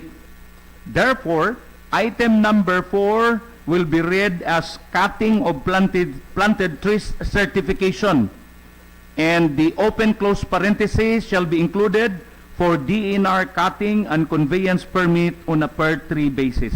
Dapat ibutang gid ni. Dili lang kay cutting of planted trees certification. Remember, we are now under the strict supervision when it comes to cutting of trees. We are now under the strict supervision of DENR. And lastly, item number 6 in section 16, Article H, the barangay justice fee. It is noted in here that the barangay is imposing a 50 peso blatter fee for every blatter report. The barangay must take note, Mr. Chair, that generally, according to the Department of Interior and Local Government, or DILG, it is not rightful for a barangay to impose a fee for blatter entries. Remember, we have our visitor here, the Chief of Police of Ipil. Nagbabayad ba tayo ng blatter? Hindi. Okay. Blatter reports are considered as public records maintained by the barangay for transparency and community safety and should be accessible without charge. Therefore, the committee recommends that this item be omitted from the Barangay Revenue Code of Tumitum. Mr. Chair, considering the committee findings stipulated in this committee report, it is hereby recommended that this Revenue Code of Barangay Tumitum be remanded back to the requesting barangay and consider compliance in all of our recommendations ASAP and submit again to the Sangguniang Bayan for final review and approval. Mr. Chair, I move for the adoption of this committee report. I second, Mr. Chair. Seconded by Consihal Palalon. Any discussion? Objection? So hearing none, motion is hereby approved. Committee report number 056, Mr. Chair, Committee on Rules, Resolutions, and Ordinances again. Our subject here, the Barangay Revenue Code of Barangay Maasin, Ipil, Zamboanga, Sibugay. Remarks and recommendations. The Committee on Rules, Resolutions, and Ordinances to which the matter was referred, the Barangay Revenue Code of Barangay Maasin, submits this report in order to ensure that the legislations passed by the barangay are within the powers to discharge under the local government code and other existing laws of the Philippines. The committee conducted a follow-up committee hearing dealing with the said revenue code of Barangay Maasin, which was previously referred to the same committee for review, then remanded back to the concerned barangay to consider the committee's recommendations. After some thorough reviews and discussions of the resubmitted revenue code of Barangay Maasin, the committee then finds the content of the said revenue code at this time to be in order, meritorious, and of relevance to the barangay. Therefore, the committee would like to declare this revenue code of Barangay Maasin of Ipil, Zamboanga, Sibugay to be in full force and in effect. Motion, therefore, Mr. Chair, for the acceptance of this report. I second, Mr. Chair. Seconded by Consihal Palalon. So any discussion? Objection? So hearing none, motion is hereby approved. Finally, Mr. Chair, committee report number 057 from the Committee on Rules, Resolutions, and Ordinances. Subject, Barangay Ordinance number 02. I think this is very familiar kang Honorable Trexie Palalon. Barangay Ordinance number 02 series of 2024 of Barangay Don Andres. An ordinance establishing Purok New Jerusalem B in Barangay Don Andres, Municipality of Ipil, Zamboanga, Sibugay, and for other purposes. And number 2, Barangay Ordinance number 03, series of 2024 of Barangay Don Andres, an ordinance instituting biennial elections of Purok councils, mandating quarterly meetings and submission of documents, and establishing a quarterly assembly of Purok presidents in Barangay Don Andres, Municipality of Ipil, Province of Zamboanga, Sibugay, and for other purposes. Remarks and recommendations, Mr. Chair. The Committee on Rules, Resolutions, and Ordinances to which the matter was referred, the 2 approved barangay ordinances of Barangay Don Andres in the Municipality of Ipil will submit this report purposely to ensure that the legislations passed by the barangay are within the powers to discharge under the local government code and other existing laws of the Philippines. Mr. Chair, it is very notable fact that these 2 ordinances of Barangay Don Andres were submitted to the Sangguniang Bayan of Ipil for review on January 15, 2025. This was still during the time of the 12th Sangguniang Bayan Council of Ipil. It is presumed by the reviewing committee that they were not acted upon by the previous committee concerned right on time, because by the time the 30th SB Council came in on July 1st, 2025, these 2 ordinances from Don Andres were obviously passed on from one council to the next council. Kung atong ihapon, Mr. Chair, this was submitted, or these 2 ordinances were submitted January 15 of 2025.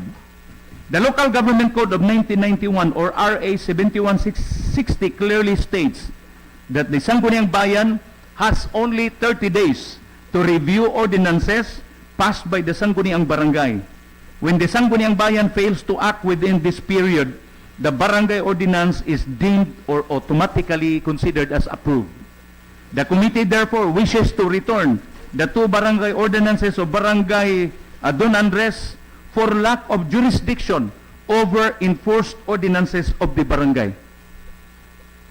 So this is deemed approved, Mr. Chair, so di na may manghilabot din The committee, therefore, I move for the acceptance of this committee report, Mr. Chair. Second. Sige. Seconded by Consihal Palalon. So any discussion? Objection? So hearing none, motion is hereby approved. So far, no more committee reports, Mr. Chair. Thank you. Resolution sa katong before atong committee report, Sir Joe. Ron. Wala ka nakapas og resolution. Resolution Motion for adapt lang imong napasa. Katong sa 2. Okay. So, in the case of the revenue code of Maasin, I move for the declaration of this barangay revenue code to be in full force and in effect, Mr. Chair. I second, Mr. Chair. Yes, Secretary by Consel Balagon. Any discussion, objection, so hearing none, motion is hereby approved. Katong sa And also, another resolution, Mr. Chair, declaring the 2 approved ordinances of Barangay Don Andres. Namely,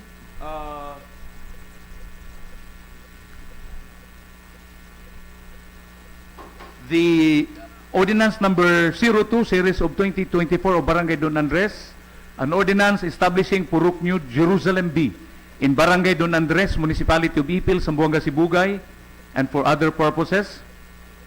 And Barangay Ordinance number 03 series of 2024 of Barangay Don Andres, an ordinance instituting biennial elections for Purok councils, mandating quarterly meetings and submission of documents, and establishing a quarterly assembly of Purok presidents in Barangay Don Andres, Municipality of Ipil, Province of Zamboanga, Sibugay, and for other purposes, to be in full force and in effect, Mr. Chair. I second. Secretary by Consel Balagon. Any discussion, objection, so hearing none, motion is hereby approved. Any committee reports?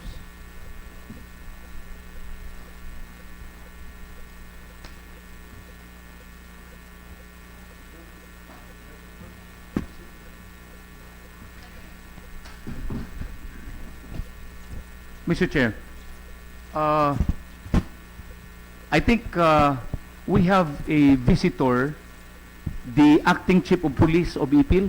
Ato sa patiwason last na. Patiwason sa napay committee report? Okay. Sorry. Hello. Consel Masin is hereby recognized. Hello. To our presiding officer, Honorable Alimutdan, our Mr. Floor Leader, the August Body, my colleagues, greetings of peace to all. Assalamualaikum warahmatullahi wabarakatuh. Committee Report 058, Subject Joint Committee, Referral Human Resource and Appropriation to request of the renaming of the existing plantilla position of Senior Administrative Officer for SG15 in the Office of the Municipal Accountant. Findings and recommendation. The Committee on Human Resource and Appropriation conducted joint meeting last August 12, 2025 to discuss the request of the Municipal Accountant for the renaming of the existing plantilla position of Senior Administrative Office for SG15, 5, sorry. 4, sorry. The committee concerned refer the matter to Mrs. Solis, HRMO, to get accurate information regarding the issue based on the qualification standard set by the Civil Service Commission.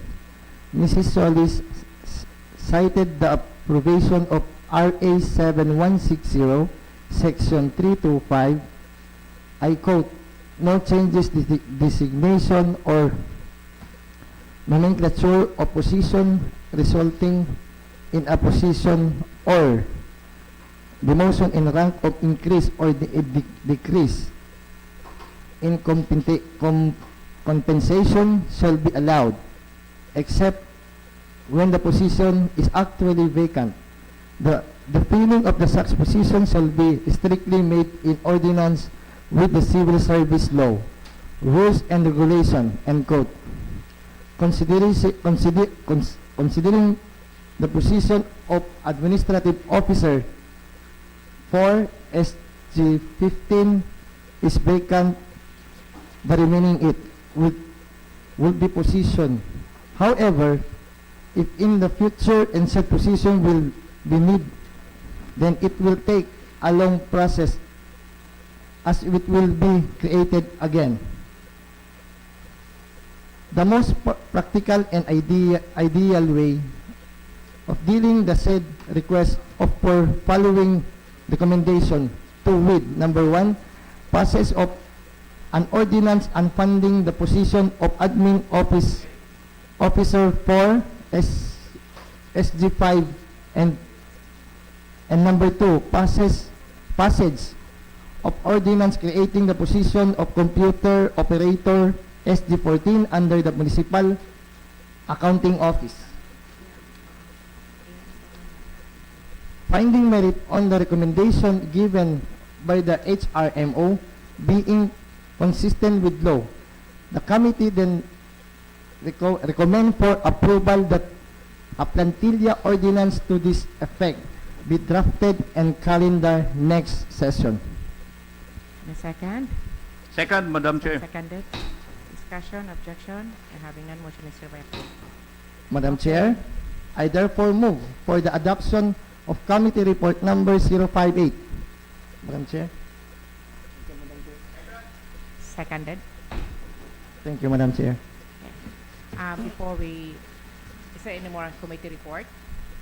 Let's acknowledge first our Chief of Police, Mr. Floor Leader. Madam Chair, considering that our acting Chief of Police of the Ipil MPS is here with us to give us the updates of our peace and order situation in the municipality of Ipil. So with that, Madam Chair, I move for the suspension of the rules to accommodate our acting Chief of Police in the person of Police Major Pocholo Rolando Guerrero. Sir? Suspended to accommodate our Chief of Police.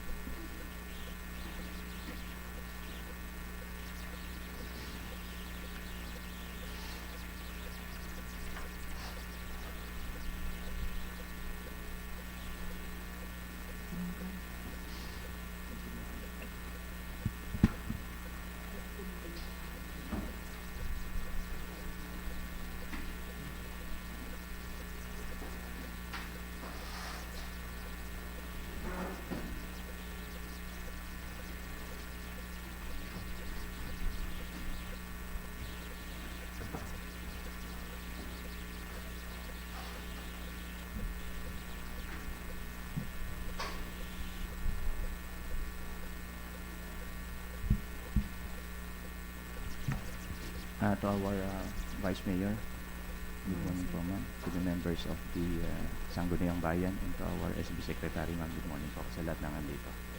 First, I will introduce myself. So this is the first time po na nakaharap din po ako dito sa inyo. I am Police Major Pocholo Rolando Cortez Guerrero, the new Acting Chief of Police of Ipil Municipal Police Station.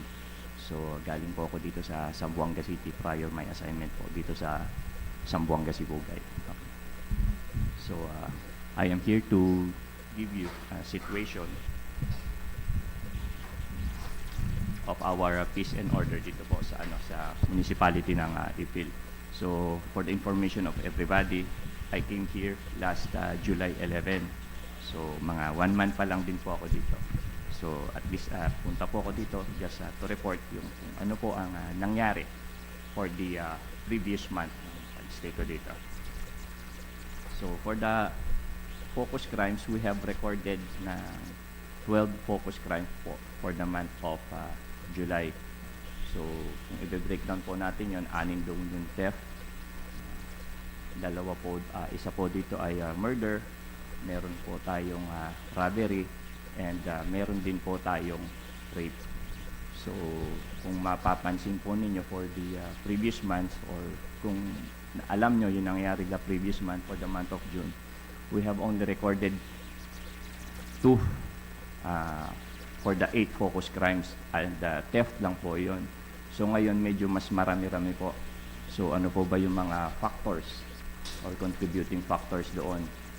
So, isa po doon is lumobo nga yung theft po natin dahil dito siguro sa ano natin, sa activities dito sa araw ng Ipil. So marami po tayong bisita. So marami din pong kumbaga parang opportunities sa mga ano natin crime offenders. So yun po, and at the same time yung traffic incidents po natin or vehicular accidents po natin, last June nakapagtala po tayo ng 16, but for the month of July we have recorded 33. So dumoble po tayo. So again, one of the contributing factors po noon ay yung dagsa ng mga tao dito sa atin during the celebration of our araw, ano. And persons involved po dito ay not solely from Ipil alone. Galing po dito sa iba't ibang mga munisipyo dito sa Zamboanga, Sibugay, and at the same time galing din po ng mga ibang probinsya tulad dito sa Norte and Sibugay. So yun po ang assessment, ang ano natin ngayon, ang situation po natin for the month of August. Wala pa po tayong final records, but again, nagsisimula na din na naman pong lumubo yung ating mga vehicular accidents. So what are the interventions na ginagawa po ng ating kapulisan and at the same time ng ating LGU? So on our level, ang nagagawa po namin is to strictly implement yung mga simple traffic rules and regulations existing po dito sa ating munisipyo. So siguro hindi lang po ako nakapansin, lalong-lalo na po kayo ng mga taga dito sa Ipil, yung tawag dito yung problema po natin sa traffic, lalo na po dito sa sentro. So we have coordinated with the LGU na po in the person of Sir Benji Abegonza about this, and yesterday nag-start na din po silang mag-recorrida para i-inform yung public about dito sa existing po natin traffic rules and regulations, kahit yung mga simpleng no parking signs po natin. Kasi napansin ko parang medyo hindi talaga siya strictly implemented. And ayon sa pag-uusap din po namin ni Sir Abegonza, yung kanyang mga tao dito po sa opisina sa traffic ay kumbaga hindi pa din po masyadong well-trained or hindi pa po talaga sila fully functional. Though little by little, inaayos na po para maging fully operational na po sila, and ma-implement na po natin yung mga existing traffic laws natin dito. So, yun lang po yung sa PNP and sa peace and order situation po natin dito. So far for the 8 focus crimes po natin, ang pinakamabigat na nangyari for the month of July is yung murder and robbery. The murder ay ang nangyari po doon, dito dalawang nagiinuman lang po na nagkainitan. So again, it is beyond the control of the PNP na po, kasi nangyari po yun sa isang residential area, and iyon, nagkapikunan, nagkasakitan, at napatay po niya yung kanyang kainuman. So yung robbery naman po is happened in Barangay Sanito, kung maalala nyo, but fortunately nakuha naman po natin yung yung one of the perpetrators natin doon. So dalawa yung suspects po natin doon, yung isa at large, yung isa na nasa custody na po natin, but as of now nasa RTLIM pa din po kasi natamaan po ng baril dahil na nagresponde po yung isang concerned citizen po natin. So that would be all for the peace and order situation po dito sa natin sa Ipil municipality for the month of July. So for the month of August, I will be reporting it medyo mas specific ngayon darating na September po. Okay. What's the pleasure of the August body? Any question? Madam Chair, I'd like to ask our acting chief of police regarding the illegal drugs situation in the municipality of Ipil. How do you assess our common problem at this point in time, sir? Yes, actually yung problem po natin sa illegal drugs is not only in Ipil alone. Yes, of course. Actually, medyo buong region po yan or national, parang naging medyo mas lumaki po siya yung problema na. But in our part po, in the PNP, hindi din naman po tayo nagpapabaya and may mga interventions po tayong ginagawa. So we are conducting focused police operations. For the previous months, kahit dito sa mga hindi ko pa, yung mga hindi ko pa naabutan na buwan po dito, if I am not mistaken, hindi po bumababa yung operations natin into 6 to 7 a month. So for the month of July, nakapag-conduct po tayo ng operations ng 8 operations po. So we are averaging na mga 2 operations po in every week. So still ongoing pa din po, and for the month of August, if I am not mistaken, ngayon is naka-4 na po tayo yatang operations. Because sad to say, medyo po talaga rampant po dito sa sa area po natin. But yun nga po, madami naman po tayong interventions na ginagawa through our PCR, sa pagpunta po natin sa mga eskwelahan, pagpunta po natin ng mga barangay, and yun yung mga po natin din dito sa pagiging functional po ng mga batak po natin. Para ma-monitor po natin yung mga persons involved po dito sa drugs. And yun po. Usually kasi, sir, when these young people yes, who are engaged in the illegal drugs activities, they're the ones during nighttime roaming around town with modified mufflers, yes, nakakabingis, especially sa mga senior citizens. Yes, sir. With modified mufflers, tapos sila yung nagsusuntukan sa mga kalsada. Would you recommend that the local government unit of Ipil will somehow implement curfew hours for these young offenders? Yes po, mas maganda nga po sana yan. If I may ask the body po, do we have existing na Yes, po sir. ba dito? Yes, sir. Yeah, So, meron tayong existing na ordinance sa yes curfew. po. So we'll strictly implement po, and for the information po of everybody about dyan sa mga mufflers na yan, yung mga nanggugulo. Kasi mostly dito po sila sa mga diversion area. Yes, yes. Nagkakarera, nagwiwili-wili. Kagabi po parang nakakuha kami ng 6 na motor po ata yun. So may mga may mga citizens na rin po kasi tayo, and netizens na talagang pinopost. So dumarating po sa amin, and directly nagko-contact din po sa amin about sa ganyan nga kasi alingaw nga po maingay. Public disturbance na. Yes po.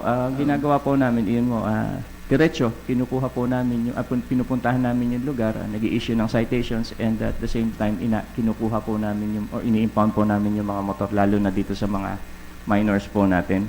So, ang ginagawa namin, sir, is kukunin namin yung mga sasakyan nila na maiingay, and pakukuha lang po namin sa mga magulang nila.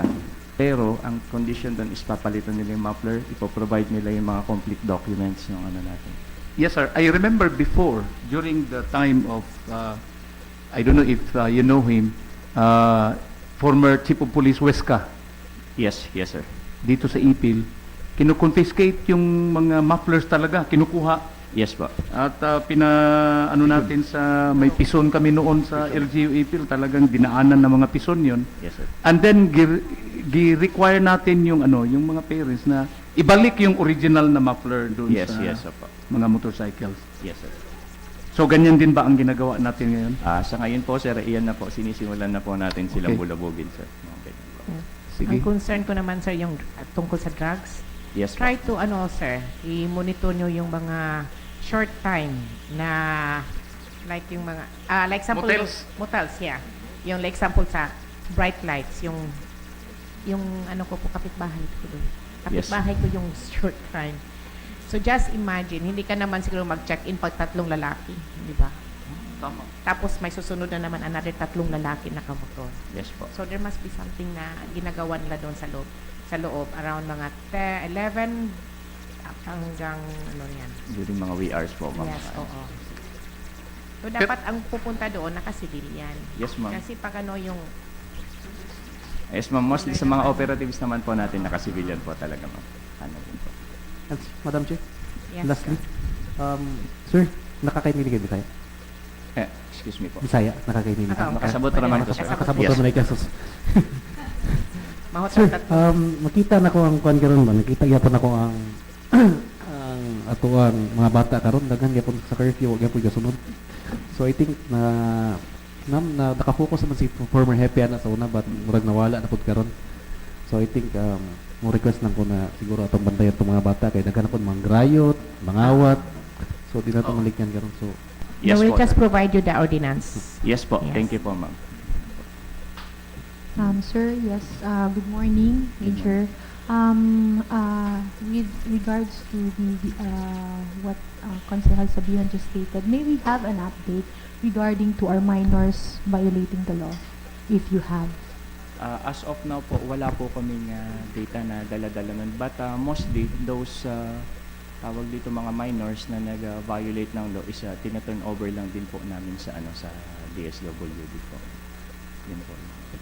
So, doon pa rin sa CICI natin. Yes po, yes ma'am. And then, Major, I think you know already that one of the topics or the clamor here sa Ipil is the Bajaw. Yes. Do you have any actions regarding sa concerns natin?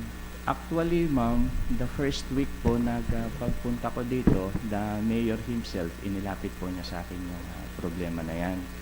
So, what we did was, pinuntahan po namin sila, yung mga badyaw mismo sa gabi. Kasi pag gabi po, ang tulugan nila dito na lang sa may bandang pasalubong center sa o yung ano dyan, para sama-sama sila. So, we talked to them and sinubukan natin po silang paalisin dito. Ngayon, ang questions nila is saan po natin sila dadalhin, saan ipupunta. Well, some of them, ma'am, umalis. But, well, most of them, on the first week, umalis po sila. But parang little by little, nitong mga nakaraang araw, napansin ko na naman nagbabalikan po sila. So, siguro coordinate po din ako dito sa LGU kung ano po yung the best way para magawa natin dito sa sa problema natin tungkol sa kanila, kung sino ang lalapitan po natin. And I am open for suggestion po. Baka sakali makaano tayo dito. Actually, sir, yung mga badyaw, problema pa yan since kay Mayor Aligutdan. Yes po. Ihatid namin sa Zamboanga, ihatid sa Sindangan, Labason. Ang problema lang, makasakay ramang gyapon sila, Yes, ma'am, kay bumabalik po. man sila. Opo. So, og dili nimo sila pasakyon, mahimo po natong kwan, magapliti man sila cons. Una pa nakabalik. Oh, makabalik dayon sila Yes, dinhi. Round trip na dayon sila. Yes, ma'am. Libre ang paghatod, pagbalik nila pliti. So, maunang babalik-balik lang sila diri. Kay di man po ta kaingon sa mga sakyanan nga dili pasakyon, kay discrimination man po nang magawas Yes, dito, ma'am. anak. Yes po. So, mupliti man sila, sir. So, balik yun siguro. So, yun actually, that's one of yung ginawa din po namin nung pagdating ko dito. So, kinausap namin sila, medyo binigyan pa nga po ng konting pamasahe para umalis dito. Pero yun, unfortunately, siguro mga 1 week nagsibalikan na din po ulit Yes, sila. ang problema ngayon, sir, naka-registered sila last election dito. Oh, sinarehistro mo. O di ay. Masalan. Kaya, Kabasalan ang uban. Actually, ang uban Yes sa po. kabasalan, naka-registered sila. So, ang uban, Ipil po ang uban. Ipil po. Pinarehistro ni joke lang yun. Joke lang. Off the record. Joke lang to. So, muna problema. Dugay na kay nga problem din na. Madam Chair, suggestion po, para siguro sa katapitang sa ato ang curfew, siguro makatabang tayo is magibuhat siguro tagol ang suggestion para sa bati magbuhat tag ordinansa. Siguro atong tanang mga imnanan natong mga bar diha, siguro mangita suggest na mangita sila ID para malikyan ng mga minor. Yeah. Kay grabe karampat ang mga batanon karon. No nya pag mga Yes. hubog na, mag-riot na, so Yes. Dayon saba kayo sa mga silingan. Gareklamo. Amend na lang nato ang atong ordinance. Kaya kanang sa ID nato wala Yes. na nakakwan dito. So i-amend na lang ang Hopefully, ordinance. na all bars will require IDs sa mga muinom para ma-lessen gid ang minors nga makainom lang anytime beyond sa curfew na time na to dito sa lungsod. Kaya ang curfew, I think it's 10 o'clock. Yes po. 10 to o'clock 4. ang curfew. 10, no? Well, it will always 10 or boil 11, down not to how responsible the businessman Yes. is. 10 to 4, no? Dili ra gapon strict ang implementation. Madam Chair, I just want to ask our acting police chief police officer. Sir, regarding po sa manpower niyo ngayon, Yes po. are we adequate? Actually, since the time immemorial, medyo talagang ano na po tayo, inadequate po tayo. And right now, medyo mas kumonti po tayo. One of the reasons niyan is the localization project po ng PNP. To which yung mga na-assign po dito na hindi taga rito, pumunta na po sa mga respective places nila. And however, dito naman po sa atin, sa Region 9 data shows na tawag dito yung mga pulis po natin na galing mismo dito sa Sibugay, siya po yung pinakakaunti for the entire peninsula. Okay, given that we have shortage in manpower, sir, have you already have any plans on how to circumvent the problem if we are to implement what we are planning with regards to implementation of our curfew? Yes po, ma'am.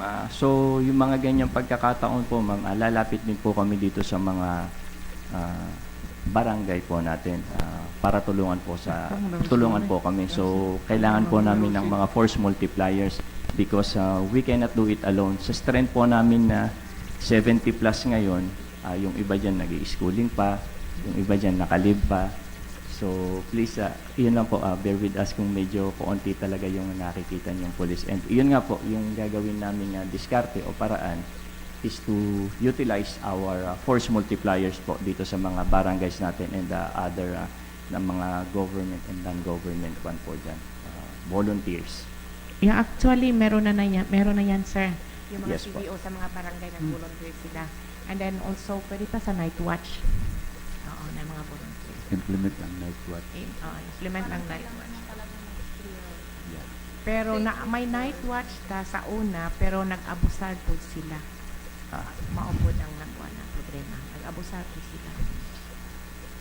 So, mag-conduct lang siguro po ulit tayo ng parang refresher sa mga ano po nila. And mag-schedule po ako ng tawag dito, meeting with them and with other force multipliers para po dito.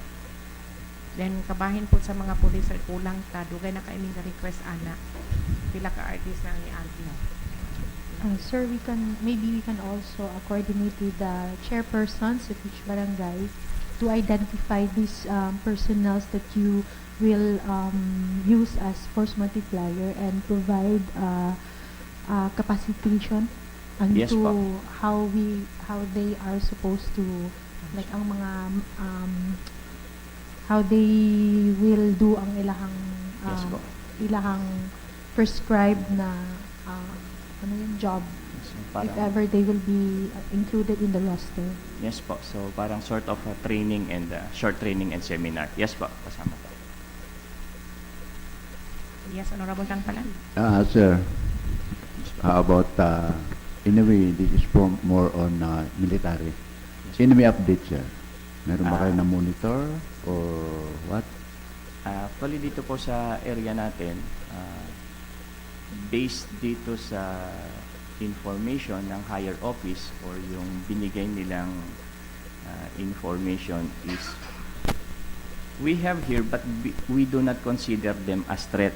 However, yun yung nakalagay po sa papel. We do not consider them as a threat.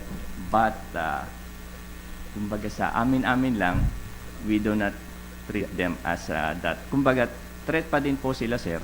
Kasi pangit yung naririnig nila na parang threat sila eh. So, in our own ways, in our own unit, we keep on monitoring them pa din po. Ayun po, sir. Okay, Hindi sir, po thank talaga you. siya totally mawawala. Yeah, And alam hindi ko, din po confidential siya. din yan eh. Yes po. Okay, thank you. Madam Chair. Sir, this is in relation to the issue of prostitution in the municipality of Ipil. Because there are those who are engaged in the so-called prostitution but are not actually allowing themselves to undergo, municipal regulations, check-ups. Ang dami kasi yung mga estudyante, yung mga young people, yung pinaka mga bata, yun ang mas dangerous. No? For those who are really prostitute by profession, they undergo check-ups. Pero that is why the cases of HIV in the municipality of Ipil masyadong tumaas. Nandyan lang yan sila sa mga tabi-tabi, yung mga balutan area. Identified naman yan. Ang scholars, wala kay scholar cons? Wala kay scholar, di ka pasa. So yan ang problema natin. Pwede ba natin yung mga minors na, that is why, mas maganda siguro talaga, we will implement the curfew Yes ordinance. Po. Yes po, yun na lang. Yun na talaga. Sa ngayon po, At least yun makakatulong yun. natin. Yes po. So sorry na lang sa mga parokyano. Cons, Madam, one lang man. One call away. One call away naman.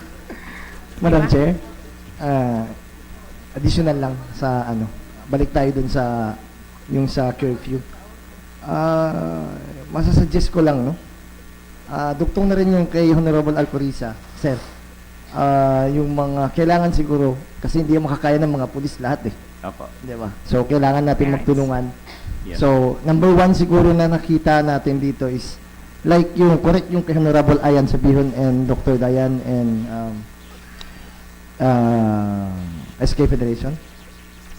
Yung mga bar na kailangan nga talaga na maging ingyan natin ng kasi kung balik-balik lang tayo So kailangan mabigyan din sila ng yung before papasok yung mga bigyan ng ID, magingin ng ID. Pangalawa, yun yung problema mo. No, hindi problema mo, sorry. sorry. Pangalawa, yung sa mga, yun nga, yung mga yes, yung mga like hotel or mga motel before papasok, siguro yung mahingian ng ID. Iwas rin yun di ba? Kasi yung mga bar, yung papasok yung mga bata, magkagulo, di ba?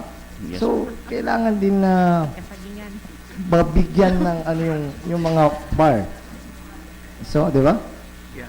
Yun yung natin kasi hindi kada natin yung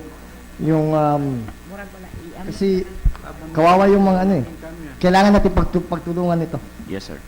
Yeah. So, thank you, Madam Chair. Madam Chair. Kasagingan na lang ko, kasagutan. Madam Chair, Yes, in Honorable regards with Panalo. the bar, as I can remember, siguro sa una, na ay time, musuroy yun ang mga pulis sa mga imnanan, and mo check yun sila sa mga, sa mga young people nato, sa mga IDs, if minor ba, nagakuyog man pag-uusay sa akong mga friends sa Yes, mga imnanan pod sa high. So, nakita na ko, dili not to minor doc. So, makita na ko sa una nga, mo check yun sila sa mga ID. So, murag sa una, lesson ang kanang magrayot-rayot within sa imnanan. Lesson atong nga time, ang away-away nga kanang magpikunay dito sulod Yes, sa imnanan. Madam Chair, Major, in relation to what Honorable Trixie Mill stated, may I know if you have identified areas where conflict is very often? Anong conflict po? Yung para mga bata nga. Yes po. All forms of conflict. Yes po. Yes, ma'am. And one of which is yung mga nga po natin, yung mga bar po natin. So, yun natin. Given that those areas were identified, do we have already, kasi we know that police visibility is very important. Yes, so ma'am. have you already made actions to those identified areas? Yes, ma'am. Actually, one of those nga, ma'am, yung nabanggit po ni SK po is ganun pa din po, patuloy pa din naman po, pumapasok tayo sa mga bars natin, especially during Friday and Saturday night. However, yun lang, yung mga ID natin is hindi na, like before, hindi na hindi na nagagawa yun. So, yun, thank you. At least na-remind po kami doon. And I would like to ask the body if, tawag dito, pwede ba nating magawan sana ng resolution para dito sa mga bar owners natin. So, sa mga minors po natin. Kasi, well, siguro hindi talaga hindi nila sisitahin yung mga bata unless otherwise may legal basis po tayo. Kasi actually yun po yung mga ano nila kumbaga yun yung malalakas sa negosyo nila yung mga kabataan. So, iyon po siguro. Yes, thank you, Major. Madam Chair? Yes, okay. Okay. I think it's about time that we regulate minors. Yes, sir. Especially, you'd regulate. We will not allow minors to come to bars to drink, spirited wines. And I think it's about time. I just do not know if we have an ordinance, existing ordinance that penalizes owners of these bars who cater minors. So kung wala pa, buhatan na itong nag-ordinansa. That's my suggestion. I-penalize natin yung bar kung magpapasok siya ng minor. Yes. Pagpasok doon sa police, may na-discover na minor, automatic, i-report, naka-violate na siya sa ordinance. Yes po. Yung may-ari. Yun ang maganda. Yes po, at least para may po tayo, may basis din po tayo. Well, anyway, the Para may suggestion of the Honorable Presiding Officer that on the other matters, we will temporarily pass a resolution giving the local police office through the Chief of Police the authority to check the identification cards of possible minors coming into different bars and even hotels in the municipality of Ipil. Kay mintas wala pa nato gi-amend ang atong ordinance na to. But of course, yes, Madam Chair, I agree. Pag-amend na to sa ordinance, isulod na nato itong penalty sa owner. Penalty sa owner sa bar. IDs, tanan-tanan na. Para isa na lang ang isang mo na itong amend. Yes, ma'am. So, pag na-provide na po kami nun, sir, i-implement lang din naman po namin agad. Okay, anymore? Madam Chair. Madam Chair, ang ako minors lagi hapon. Pero kanang kuan sir kana bitaw mga minor de edad nga nagdrive og mga motor single labi na sa mga schools daghan kayo sir. Kaya nga po. Especially high school. Sa una kasi dili ginaalaw sa school, karon ginaalaw na. Correct. My question there, Madam Chair. My question there, Madam Chair, is are we authorizing our police force to do nga magdakupin na or is it sa LTO lang? Do we have an agreement between the LTO and the... There's a national law on that. Pwede na nang implement sa police. So,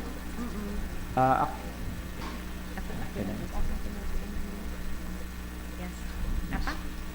Madam Chair, I think if wala na for the record lang. Yes po. If magtawag na sa 911, can the PNP Ipil respond immediately? Yes po, kasi tawag dito from 911, ibababa din po sa amin yan. And for information of everybody, sa bawat araw po, siguro nagkakandak po yung region sa amin ng 3 o 4 na SIMEX sa isang araw just to test po dito sa 5 minutes response po natin. Hindi natin siya napa-perfect, may mga times na lumalampas po tayo actually, but most of the time is nabibit naman po natin yung records na 5 minutes. So, do you have a record po, sir, kung ilang cases na po yung na-respondahan ninyo? Doon po sa 911, kung may tumatawag na po. Yes po, ma'am, meron na din po tayo, ma'am. And may mga success stories na din po tayo, ma'am. Okay.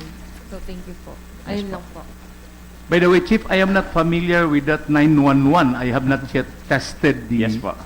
Paano yan? Sa cellphone natin, you just dial 911? Yes po, just dial 911 and sa higher office po, ibababa po yan agad sa region and respective regions, ipupunta po sa mga respective concerned municipalities po. So that means when you dial 911, somebody from the head office will answer it. Yes, ma'am. And Yes, then, sir. sila yung tatawag pa sa inyo. Yes, sir. So wala yung direktang galing sa akin, for example, Yes, sir. direkta sa local police office. So, better nga din po, sir, if we already know the number of our, or yung hotline po ng ating police Okay. stations po natin. Cellphone number. No Yes longer po. daw 911. Yes po. Okay. Pero og wala kabalo sa hotline 911 din. Yes, sir. So, yung mga visiting ano po natin kasi yan, intended para sa mga visitors na dumadaan po dito sa atin na nagkaroon ng problema. So, yun po yung resort nila, yung 911 po. Okay. Anyway, Madam Chair, Yes, ma'am. Yes. Para po sa mga wala Pwede naman mga at least kabalo sila nga 9911. okay, sige. We will try to announce that to our people, especially the cell phone number of the local police office. Madam Chair, considering that the purpose of this visit of our acting Chief of Police, Police Major Guerrero, is on the updates of our peace and order situation in the municipality of Ipil. But I think you also have some issues and concerns that perhaps the local government unit of Ipil can help you. Yes. And what are those? Okay.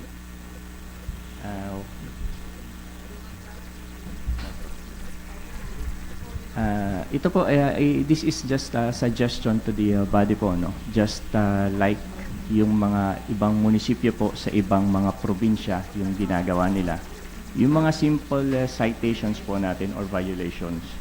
So, once na ibigay kasi natin yan dito sa mga offenders po natin, lalo na dito sa mga traffic, sa mga is wala lang, parang relax lang sila. Some of them, hindi pa nga po binabayaran.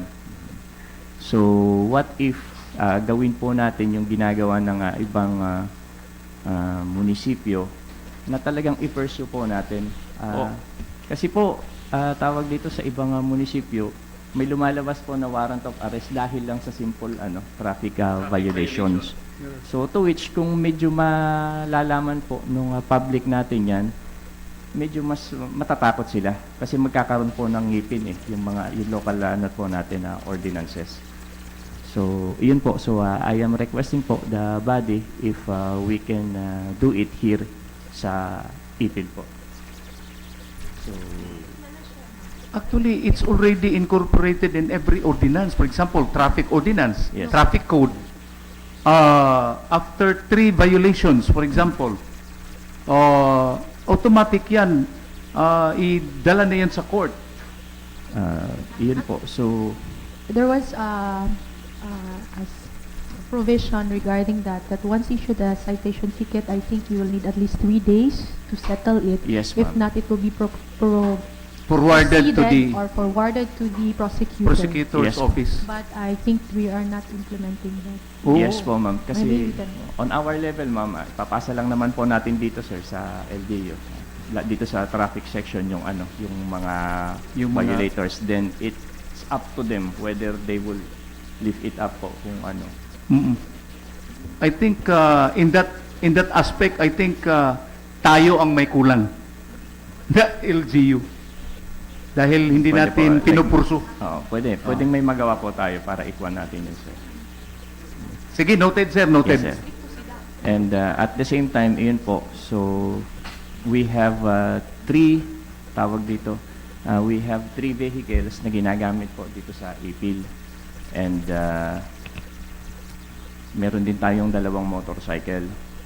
And yung mobility po natin, medyo may problema po tayo doon because yung supply po natin is parang limited lang siya for a month.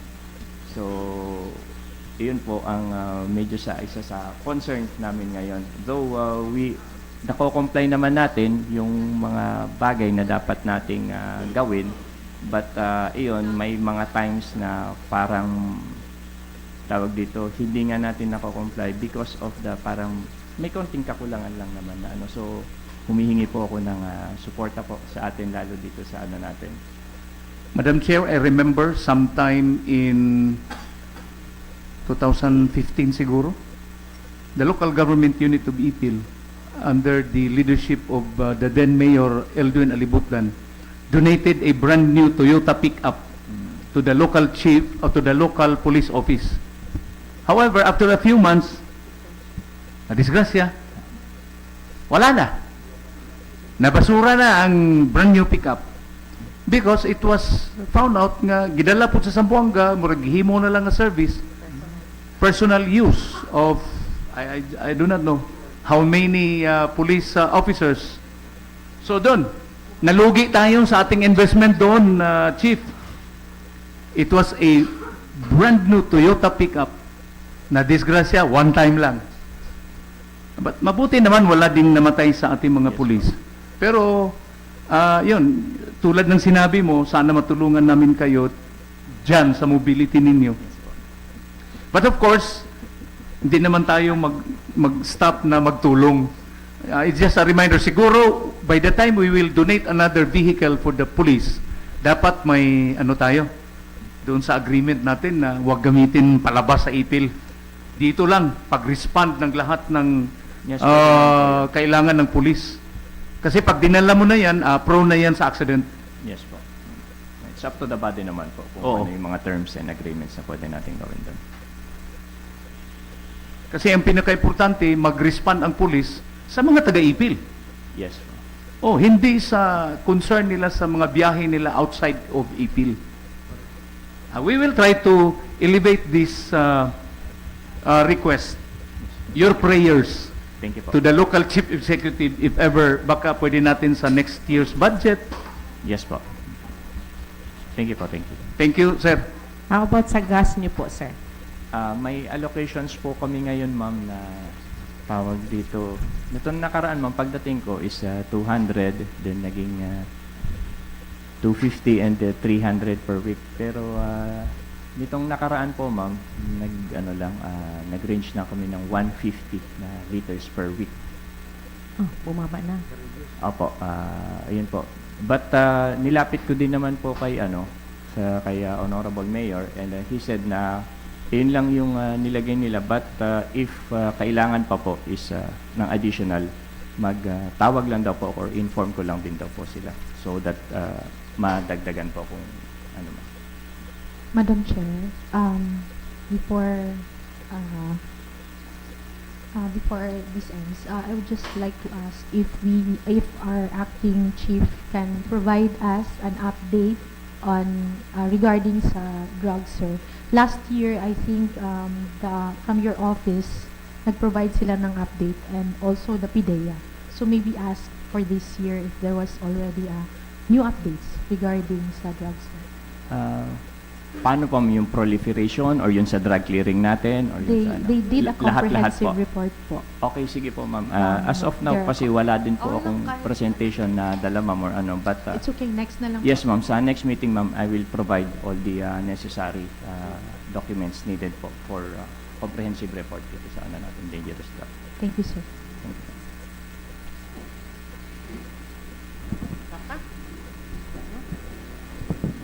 Thank you so much, sir. Thank you so much. So we'll see you next week. Yes po, ma'am. Thank you po. Okay. Thank you. Thank you. Thank you. And hopefully, dili maundang ilang posting sa Facebook. And we will- Active naman sila. Thank you, sir. Oo. PIDEA. Picture. Bugnaw kayong kamot ni sir. Kay daghang kay tagi pangutanan niya. Bugnaw kayang kamot, no? Daghan. Namugnaw siya, oy. Nahadlok siya nimo, Cons. No kayang kamot. Thank you, sir. Okay, so Sige. this is for the day. Recess ata for photo ops.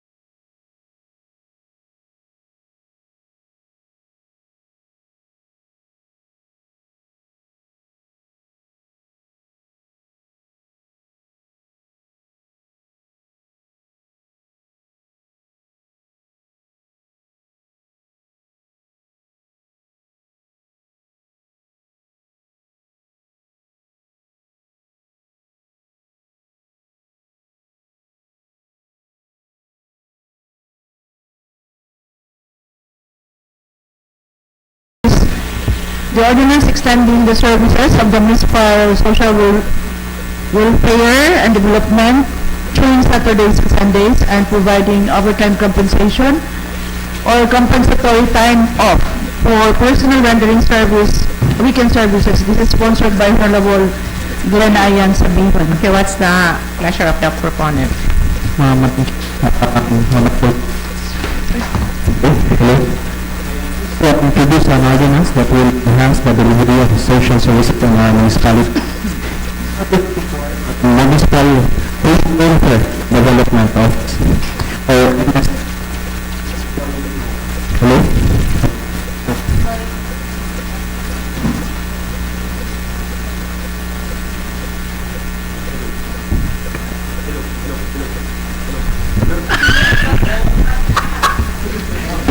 Kasaman, may apa ko? Hello. Okay. Hello. Hello. Total commitments in which this ordinance aims to first increase Honorable. Yes.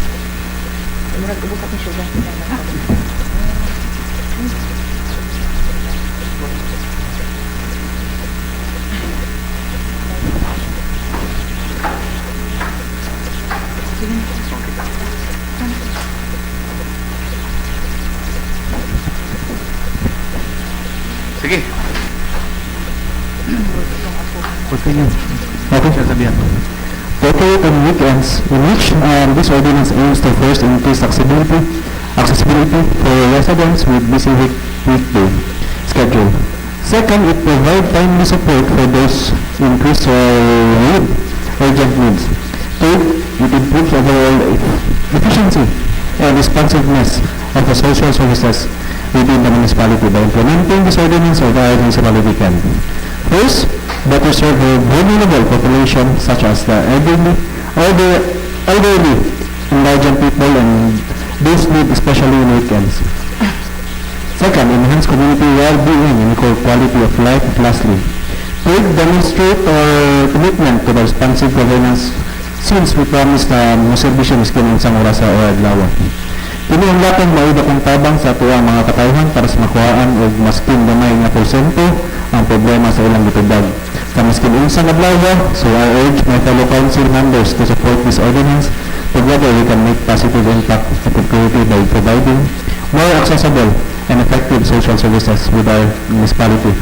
And yet, pwede ram siguro si Mayor magpagawas og iyo, but Honorable Mayor said na for the long term, bisang pagkinsang Mayor, na ang services gyapon sa MSWD DO is magpadayon gyapon. That's all, Mr. Chair. Thank you. So, you move for the... So, Mr. Chair, I would like to move for the approval of the second reading of this ordinance, Mr. Chair. Candidate the Consul Hasim, any discussion? Objection, so hearing none, motion is hereby approved. Mr. Chair, I move to calendar this ordinance for the third and final reading on the next regular session, Mr. Chair. In other matters, Mr. Chair. Yes. The motion na to, no? Motion to calendar to other matters. Okay. Candidate the Consul Masin, so motion is hereby approved. Next ordinance, we have the ordinance enjoining all business establishments and local transportation in Ipil to adopt the PH digital payments in line with the Palengke QR Plus program. This is sponsored by Honorable Alberto Alcoriza Jr. Yes, Consul Alcoriza. Yes, Mr. Chair. So that this will be discussed properly on second reading, I therefore move for an ordinance joining all business establishments and local transportation in Ipil to adopt the PH digital payments in line with the Paleng QR Plus program, and this is for second reading, Mr. Chair. Yeah, I move. Yes, there's a motion seconded by Consul Hasim. Any discussion? For discussion, Mr. Chair. Yes, sige. I'd like to inform further the members of this august body how this Paleng QR PH program is being run. The Paleng QR PH program is a joint, actually this is a joint initiative of the DILG or the Department of Interior and Local Government and the Bangko Sentral ng Pilipinas or the BSP. So this will promote a cashless payments in public markets and local transportation using QRPH technology. Of course, this aims to empower local government units to adopt this digital payments, making transactions faster, safer, and more convenient for both vendors and consumers. And another thing is, Mr. Chair, this program promotes the use of QR codes for payments via mobile banking apps. Thus, this will reduce the need for cash. Remember, Mr. Chair, I remember that one time, tourists coming into Siargao, of course, we are totally different from Siargao, but if we somehow, there will be foreign tourists coming into Ipil, usually our tourists will not bring with them cash much. Usually they are used to, using the technology in paying. So it can also minimize the risk of theft or loss of money and potentially reduce the spread of germs. I remember, Mr. Chair, that this Paling QRPH program was formulated during the pandemic. Tungod kay wa na may cash nga moagi kanunay sa atong kamot, of course, maprotektahan na ta sa spread of germs, no? Kay remember, we have a medical doctor here, Honorable Bayan Catalunya. I think she will agree with us that money, kaning bills, can be the murag taguanan ba, murag nahimong breeding ground sa mga germs. And we do not see all of these germs on a day-to-day basis. But if we, somehow, the people of Ipil, even the ordinary people of Ipil selling food, even in the transportation sector, if we will somehow teach them to use this kind of technology, I think our people will be protected from germs and all of these hassles, no, using the kaning atong mga bills nga naa sa atong mga wallets. And of course, this will encourage all of us Filipinos to be integrated into the formal financial system, and we will open and use digital accounts. I remember, Mr. Chair, daghan pa kayog mga taga-Ipil nga di gani kabalo mo gamit bisan ATM, di pa kabalo mo gamit og mga banking transactions. So with this, we will be somehow teaching our people to adapt the technology. We are already left behind by other countries, Mr. Chair, when it comes to this kind of technology. So I think it's about time, no? And if you try to ask, unsa may support sa local government unit, if we will try to implement the Paling QRPH program, the Department of Interior and Local Government, or the DILG, will be the one to provide us the needed technical assistance. If we will approve this, the DILG will come in to give us the technical assistance in implementing the program, including support for digital account onboarding and financial literacy na ang DILG. This is according to the Presidential Communications Office, or PCO. I researched some few days ago. Ang PCO nagpagawas og bulletin as of July 2025. Just this year, just last month.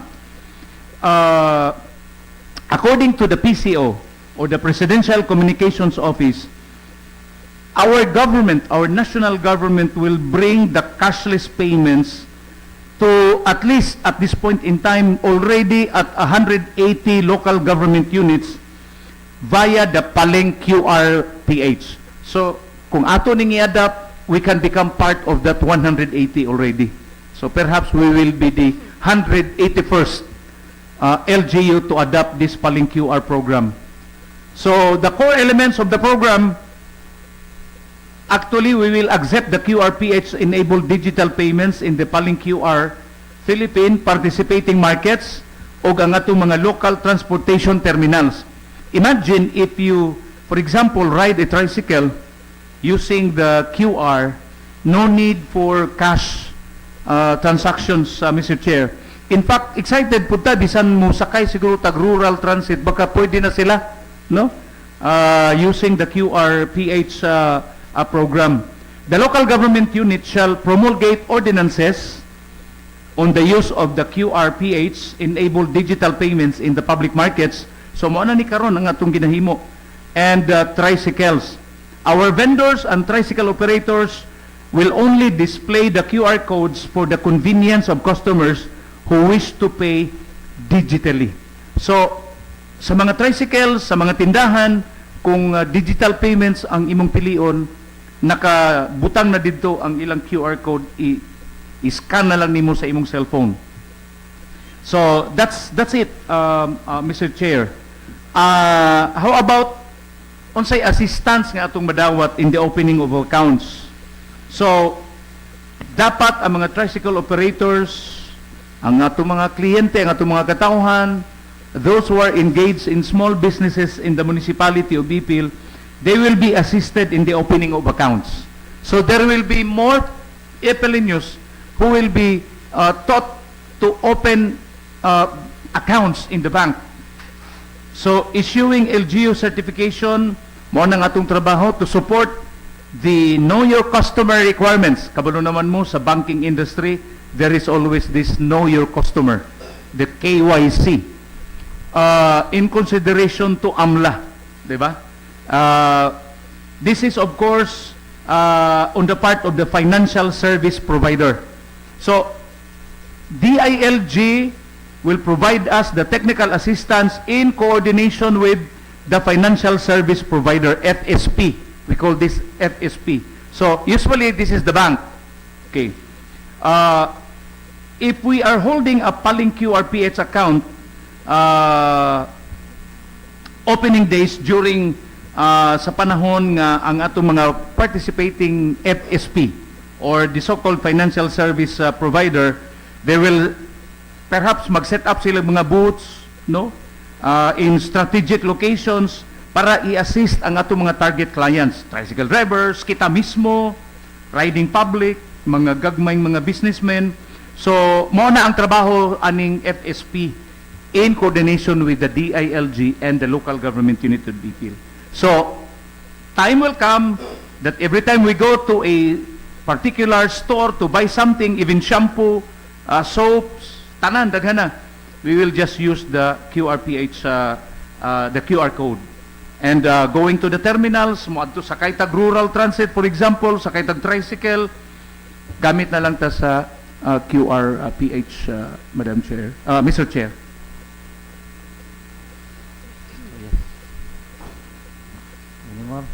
Mr. Chair. Yes. Palalon. Thank you. In Section 5, Incentive Clause, in particularly in Paragraph A, it was stated nga na ay discount. May we know if pila siya ka-percent? Naka-blank po. It should be about 10%. Okay. 10%. And we have Sangguniang Bayan for the first blank years of the implementation. I think grant of blank percent discount on stall rentals or rights on the first year of adoption. So maybe know if pila siya ka-percent ang discount sa rental rights. There is a Section 5 incentive clause. Yeah, incentive clause in Section 5. 10% discount shall be granted on all fees, licenses, permit, and or taxes in connection. Actually, naman ko final copy dere. Yes, ang naka-furnish siya sa ato. So 10% discount shall be granted on all fees, licenses, permit, and or taxes in connection with the establishment, operation, and maintenance of the market stall or tricycle operation, subject to the rules and regulations set forth by the Sangguniang Bayan for the first 3 years. For the first 3 years of the implementation of the Paling QR PH Plus program. And then if we go to item B, grant of 10% discount on stall rental rights on the first year of adoption. So the 10% discount on all fees will be 3 years, and Yes. discount, 10% discount on the rental rights will be first year only. Yes. Okay, thank you, Yes. Mr. Chair. Thank That you. would be all. Any more discussion?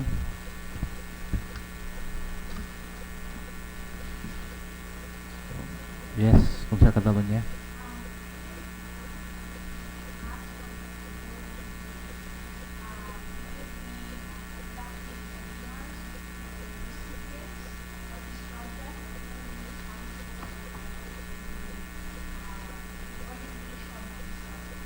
Yes, definitely. It will be DILG and the FSP itself themselves, together with the LGU. This is going to be a collaboration. LGU, DILG, and the FSPs. Of course, we will be conducting seminars. Dali raman. In fact, in the proposed ordinance, dapat magbutang tag mga booth, inig enroll na ta sa atong mga potential clients. Of course, there is always kadit pwedeng puro gutang wala kahibaluan no, especially our ordinary tricycle driver, ordinary palengke goer dito sa merkado. Definitely there is going to be a seminar on this. Dali ra man ni siya, dali ra.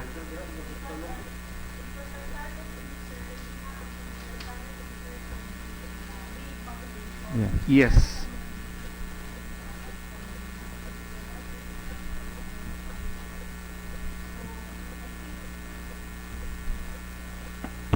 So, I think, yes, maybe we can provide orientation per group, and then not only once, parang ano bitaw siya, refresher each and every time for them to be oriented. Yes. Really oriented with the program. Of course, that will be incorporated in the formulation of the IRP of this ordinance. Once this will be approved eventually. IRR, sorry, IRR.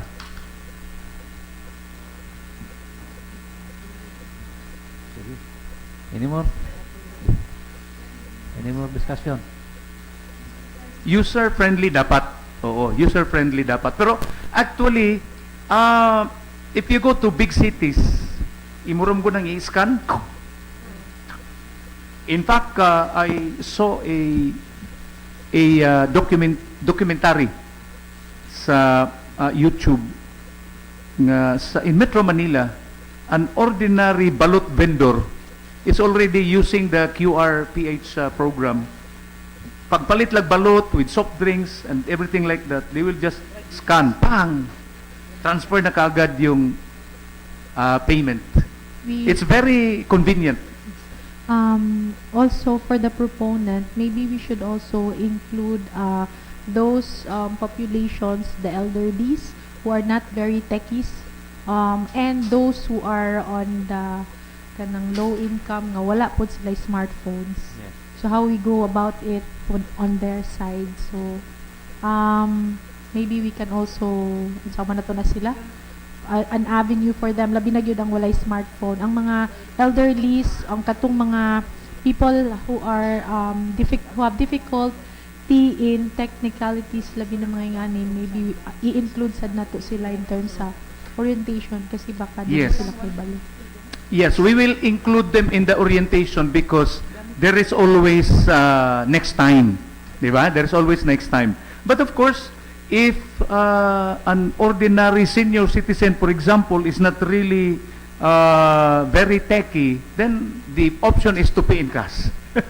But of course, we will encourage our people to really adopt this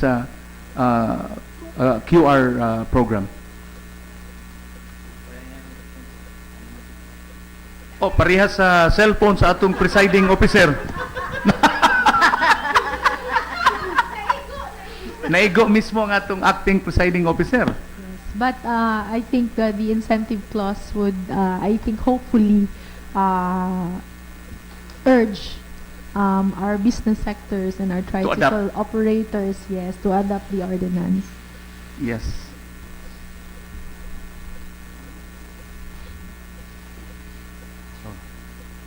Any more? Discussion? Okay na? Wala na?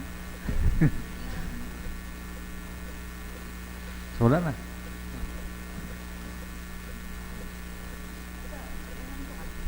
Calendar mo niya next session for third and final reading? Yes, if there are no more discussions, then This is for 2 minutes, Mr. Chair. yes. Joining ka ba, no?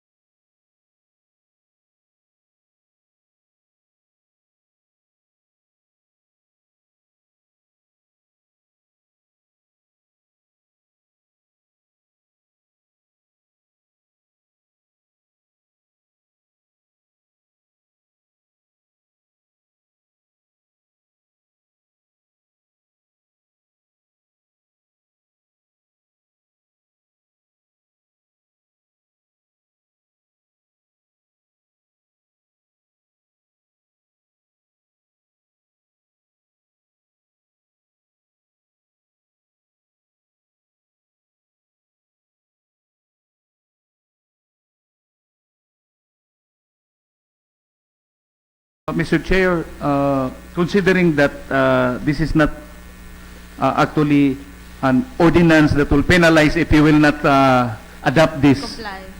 if you will not comply. In fact, if we try to look at the title of the ordinance, it's an ordinance on enjoining all business, meaning we're just trying to invite.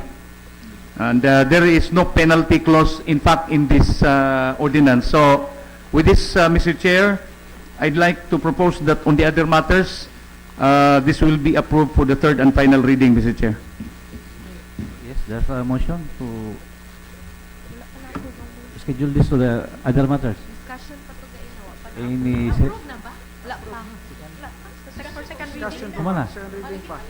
Wala na. Tama na ba? Oh, nagkuha naman siya. Nagduklok na ba? Oh. Okay na. Any second? I second. Yes, second by Consigliere Palalon. Discussion, objection, so hearing none, a motion is hereby approved. Okay, thank you, Mr. Chair. Mr. Chair, we are now on other matters. Other matters, Other Mr. matters. Chair? Yes, Consigliere Sabihan. Mr. Chair, I would like to suspend the rules to accommodate this other matters also of approving the ordinance of extending service of municipal social services on development office. Yes, Mr. Chair. rule suspended. Okay. Mr. Chair, would like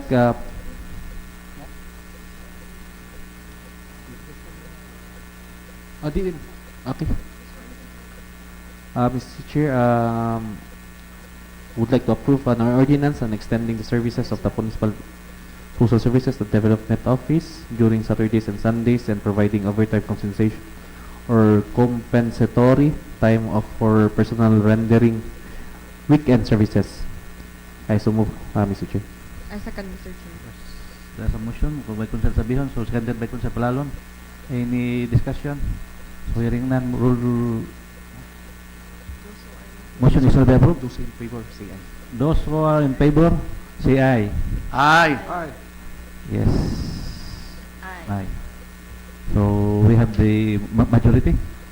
Who is in favor? So motion is hereby approved. The second ordinance, Mr. Chair, which is being calendared on third and final reading during other matters, we have the ordinance enjoining all business establishments and local transportation in Ipil to adopt the PH digital payments in line with the Palengke QR Plus program. So those who are in favor, say aye. Aye. Aye. So considering that we have the majority, so Motion is hereby approved. Yes, I still have one other matters, Mr. Chair. Yes, go ahead. In fact, this is in relation to our formulation and workshop of our legislative agenda on August 21st to 22, 2025. Of course, this is in relation to the preparations, even the food service, our hotel, and everything like that. And the advice of the accounting office, we are required to hire a contractor for this particular event, Mr. Chair. So in this, we have a proposed contract of service to be entered into by and between the Sangguniang Bayan of Ipil, Zamboanga Sibugay, represented by Honorable Vice Mayor Anamel C. Oligario as the first party, and Prime Event Organizing Services, represented by Maria Valerie Loel Inoferio, resident of Lower Ipil Heights, as the second party. So, the Prime Events, as an event organizing service provider, will take care of everything, Mr. Chair. So, we will have a budget of 200,000. Am I correct, Madam Secretary? 200,000 just to for this particular activity. And the 200,000 will cover everything: our hotel, our food, and everything that is considered as material to the conduct of the legislative agenda formulation and workshop, or the team building in Labason, Zamboanga del Norte. So, Mr. Chair, with this, considering that this was not included in the items for the business of the day, I'd like to consider this. I move for the what we call this, I move that this will be considered as an urgent matter to be considered, Mr. Chair. There is a motion by Councilor Second, Alvarez. Your Honor. Seconded by Councilor Sabihon. Any discussion or hearing none? Motion is hereby approved. Thank you, Mr. Chair. Secondly, I'd like to move for the approval of the content of this contract of service to be entered into by Honorable Anamel C. Oligario, Municipal Vice Mayor, and Maria Valerie Loel Enoferio of Prime Event Organizing Services, Mr. Chair. There's a motion by Councilor Alcodisa to adopt. No, to approve the content To of approve the content MOA. of the MOA. Seconded by Councilor Sabihon. Any discussion, objection? So hearing none, motion is hereby approved. Thank you, Mr. Chair. And finally, I therefore move for a resolution authorizing our Honorable Vice Mayor Anamel C. Oligario to enter into contract of service with Prime Event Organizing Services. And this is intended for the legislative agenda formulation and workshop and team building on August 21st, 2022, 21st to 22, 2025, in the amount of 200,000 pesos, Mr. Chair. Yes, there's a motion by Councilor Alcodisa authorizing the Municipal Vice Mayor to enter into a contract for our legislative agenda. I second. Seconded by Councilor Palalon. So discussion, objection. So hearing none, motion is hereby approved. Thank you, Mr. Chair. That's all for the other matters on my part. Yes. Mr. Chair, Any another more? other matters. Councilor Sabihan. Just reminder for 2 na maabot si Archbishop. So, gihingkayat ni Mayor tanan na mo atenta karong 2 p.m. sa pagtagbo ni Archbishop. Dire? Dire, by 2 p.m. That's all, Mr. Chair. Thank you. Thank you. Any more? Sir, 2 p.m. ugma sa atong clarification sa legislative agenda. Ano sa to? 2 p.m. ugma. 2 p.m. I-announce. Ay, tomorrow afternoon, no? Yeah, 2 p.m. kay i-finalize na itong atong legislative agenda. Prioritization. Prioritization kay August 15 is going to be the deadline already. Nga i-submit na to dito sa ang atong kuan, no?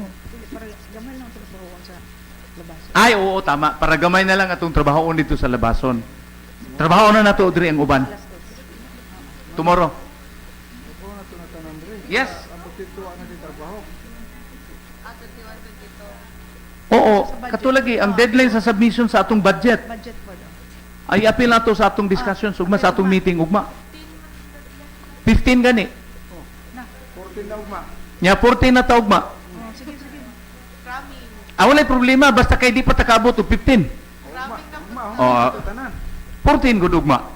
Oh, so wala pa 15. 2 p.m. Sige. Para wa na tayo activities dito. Ha? Madam Che. So, napa? Ini more. Adil Madam man. Che. Nomor. Sa napay gi kuan si Kunsel Alcolisa, namon napasay gitawag. Okay, sige. Move to adjourn, Mr. Chair. Yes, Second, motion to adjourn. Any discussion, objection, so hearing none. Motion is hereby approved.